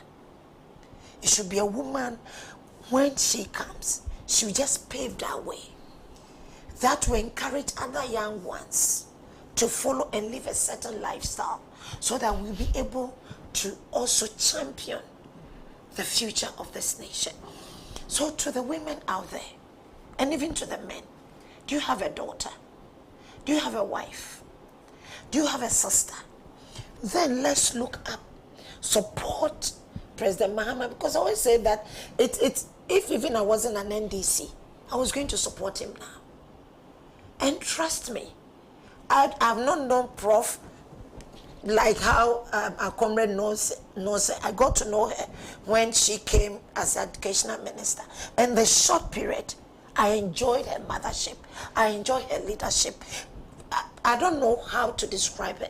One thing that I know is that she stands as a light that will just illuminate the path for Ghanaian women. So if even I wasn't a Ghanaian, I wasn't an NDC, I was going to support President Mahama, because I know that when he wins, it means that a woman will go to the presidency, so that the notion that women we are not capable, now we lead this nation, it will show the capability of a woman who will deliver with excellence, and that will encourage that tomorrow, when your daughter, when your sister, when your cousin, when somebody from your family is a woman, stands up to take up a position, do not talk us down, do not look down on us. So I think that is, sorry, I'm struggling very much with my voice. I'm very uncomfortable. Okay. So your viewers should forgive me. I'm struggling, truly. Thank you. Sorry. Thank you. This is Zoe, who says Alhaji nearly tempted Papa Kwesi Pratt into mentioning the salaries of MPs. I was actually waiting for that. This one, Yao, says, very good discussion. Look, this so-called 24-hour economy sounds a good idea. However, where is your infrastructure for this job? Please, until we fix our infrastructure, I can tell all these promises will be a gimmick. Can please let them stop saying this and preaching it as a thing when you are not prepared for this huge task. Please sort out the infrastructure mess. That's Yao. Come here, show you that. Well, yeah. Yeah, please. Yeah. Well, the Supreme Court decision, again, is a clear and loud statement about the irresponsibility of some public officials. If you read Article 71 of the Constitution, there is no way you can come to the conclusion from reading Article 71 of the Constitution that the wife of the president and the wife of the vice president should be put on salary. Even kindergarten children, when they read Article 71 of the Constitution, cannot come to that conclusion. So how did these committee or commission members come to that conclusion? Very strange. Very, very strange. You understand? And that's why I say that it's a huge statement about all these big men you see around. When you see them in their tie and coat, sitting at the back of four-wheel drives, you think sometimes that they are the very paragon of morality and wisdom and justice and so on. It's not true. How can anybody read Article 71 and come to the conclusions that they came to? Incredible. It was a wish of some people. That's transmogrified into this. But there's also another problem. Sometimes the judiciary is just too slow. Sometimes the judiciary is just too slow. I remember the case of Isaac Amu, who filed an election petition. By the time the petition was determined, another election had already taken place. And I thought that they were the people who were telling us that justice delayed is justice denied. Look at the Domelevo case. Yeah. By the time the Supreme Court gave the decision, the man had properly passed the retiring age and couldn't go back. So I think we expect some expeditious handling of some of these cases before the courts. You know. As for Alhaji's plea, Alhaji, bottom line, I agree with you. All of you should be treated as public servants. Finish. That's the solution. Because you see, I sit back and I wonder, Master, In Cuba, let me use the Cuban example again. When a university professor is elected as a member of parliament, he continues to be a university professor. When parliament is in session, he participates. When they finish the session, he goes back to the university as a university lecturer. His salary does not change, his allowance does not change, nothing changes. This is the system in Cuba. In many European countries, you know, teachers earn higher than parliamentarians. Basic school teachers earn higher than parliamentarians. You understand? Now here we are. If you're a public servant and you go on retirement and they pay you your pensions and everything and so on, and somehow you get elected as a member of parliament for 4 years, we pay you another one. Why? What crimes have been committed to be punished like that?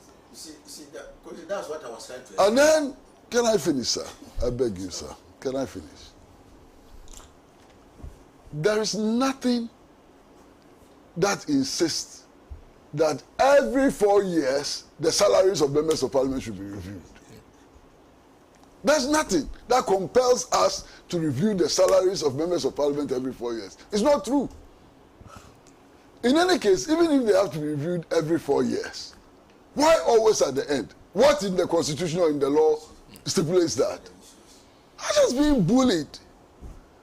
Ordinary citizens who are buying kenke at 10 cedis per ball are just being bullied again to part with more resources. Thank you. Thank you very much. This is Neto says, and why do we tolerate the rights of president and vice president to represent institutions or government functions, and we don't want to take their duties to the next level? It's either we keep them silent or look at it again. That is Net. They themselves struggle to go and perform those duties. No, they are given allowances. They have some allowances of some sort. The issue is allowance. Seidu says the difference is not there. Seidu says the difference is that MPs work from two different locations. They are constituencies and parliament, and therefore will have to be shuttling between the two. The executive get free cars and fuel, but MPs have to buy theirs to do official job. The executive and the judiciary. Lecturers and teachers don't have to constantly travel between two work locations like MPs. So, some of them are ready to kill in order to be elected as MPs. They shouldn't come and waste our time. The things they do to be elected as MPs, and then they come and say that you are suffering. If you are suffering, don't go. Stay where you are. Senator, you know one thing. So recently they asked me if I want to be MP again. I said, look, if you carried me, if you come there without any election and say go and sit and be MP, I'll tell you no. It's just like give me a Rolls Royce, and I take it for free. What about the maintenance? For me, the members of parliament, I will be an advocate for them regardless of, because I've lived it. I know how it is, the responsibility, the trips. It's for another day discussion. That is the truth. We indicated that. For me, if you jump into parliament, let the I'll state, guess you. there was once a time parliament advocated, let the state provide the vehicles. So state will not give you a vehicle. So that they will maintain maintain the vehicles. Driver, they will not maintain. They did the cost and they found out that it's so prohibitive. They should not let MP stay alone and pay for it. That is the only reason why. Why should the state provide vehicles? Yes. Kwesi, as part of your if I am a member of parliament and you have to go for business, I have to go to Tamale to my constituency every weekend. Every weekend. How do I go to They don't give you food. What about the doctors in which hospital who also have to do outreach? Because the doctors have their conditions of service and they give them similar conditions. And you also have yours, right? So that is the condition. Yes. So if the condition says that they will give you a loan, that is what the problem is. A member of parliament in Accra is not the same as a member of parliament in Tamale. No. Yeah. Let's be fair. If I live in Dansuma and a member of parliament, when I take my car, when you close from parliament, you can easily go to Dansuma and do your work. So there's an MP for Boku. Nothing prevents you from How does the MP for Boku get up and go to Boku? Nothing prevents you from contesting elections. No, you see, so that is what the issue is. So does it become a crime to contest? You chose to go there to go. Is it a crime to contest? That's what the problem is. Thank you. And so Thank you very much. Thank you very much. This is a new discussion that has come about as a result of our second discussion. But we have to bring all this to a close. Alhaji, we have to bring all this to a close. It's a matter of all talk shows, Alhaji and Alhaji. Want to thank a big thank you to those of you. Well, let me conclude, Alhaji. Let's end this. I want to say a big thank you to Alhaji ABF Husseini, who is Member of Parliament for Sanyarugu. A big thank you to Comrade Kwesi Prajina, who is General Secretary of the Socialist Movement of Ghana. And of course, lawyer Apia Dankwa is a member of the Movement for Change, and we had the pleasure of the company of the National Women Organizer of the National. If the shoe is on top of so now I can say it. No, because the last time I said it, Solo said we haven't got in, so we are now there. Alliance for Revolutionary Change. What is that? Alliance for Revolutionary Change. Yes, that's the amalgamation of and from my director, Dion Hubert, producers, Tijani Badamasi, and of course, Rabna Frimpong, Latifa Adam, sound by Emmanuel Osei. A big thank you to the whole crew. And a big thank you to Arumbe, who is in charge of research.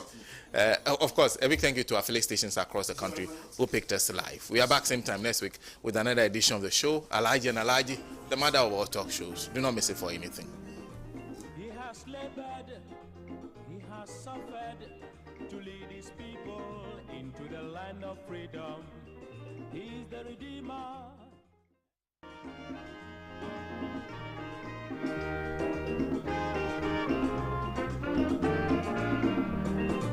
He has labored, he has suffered to lead his people into the land of freedom. He is the Redeemer.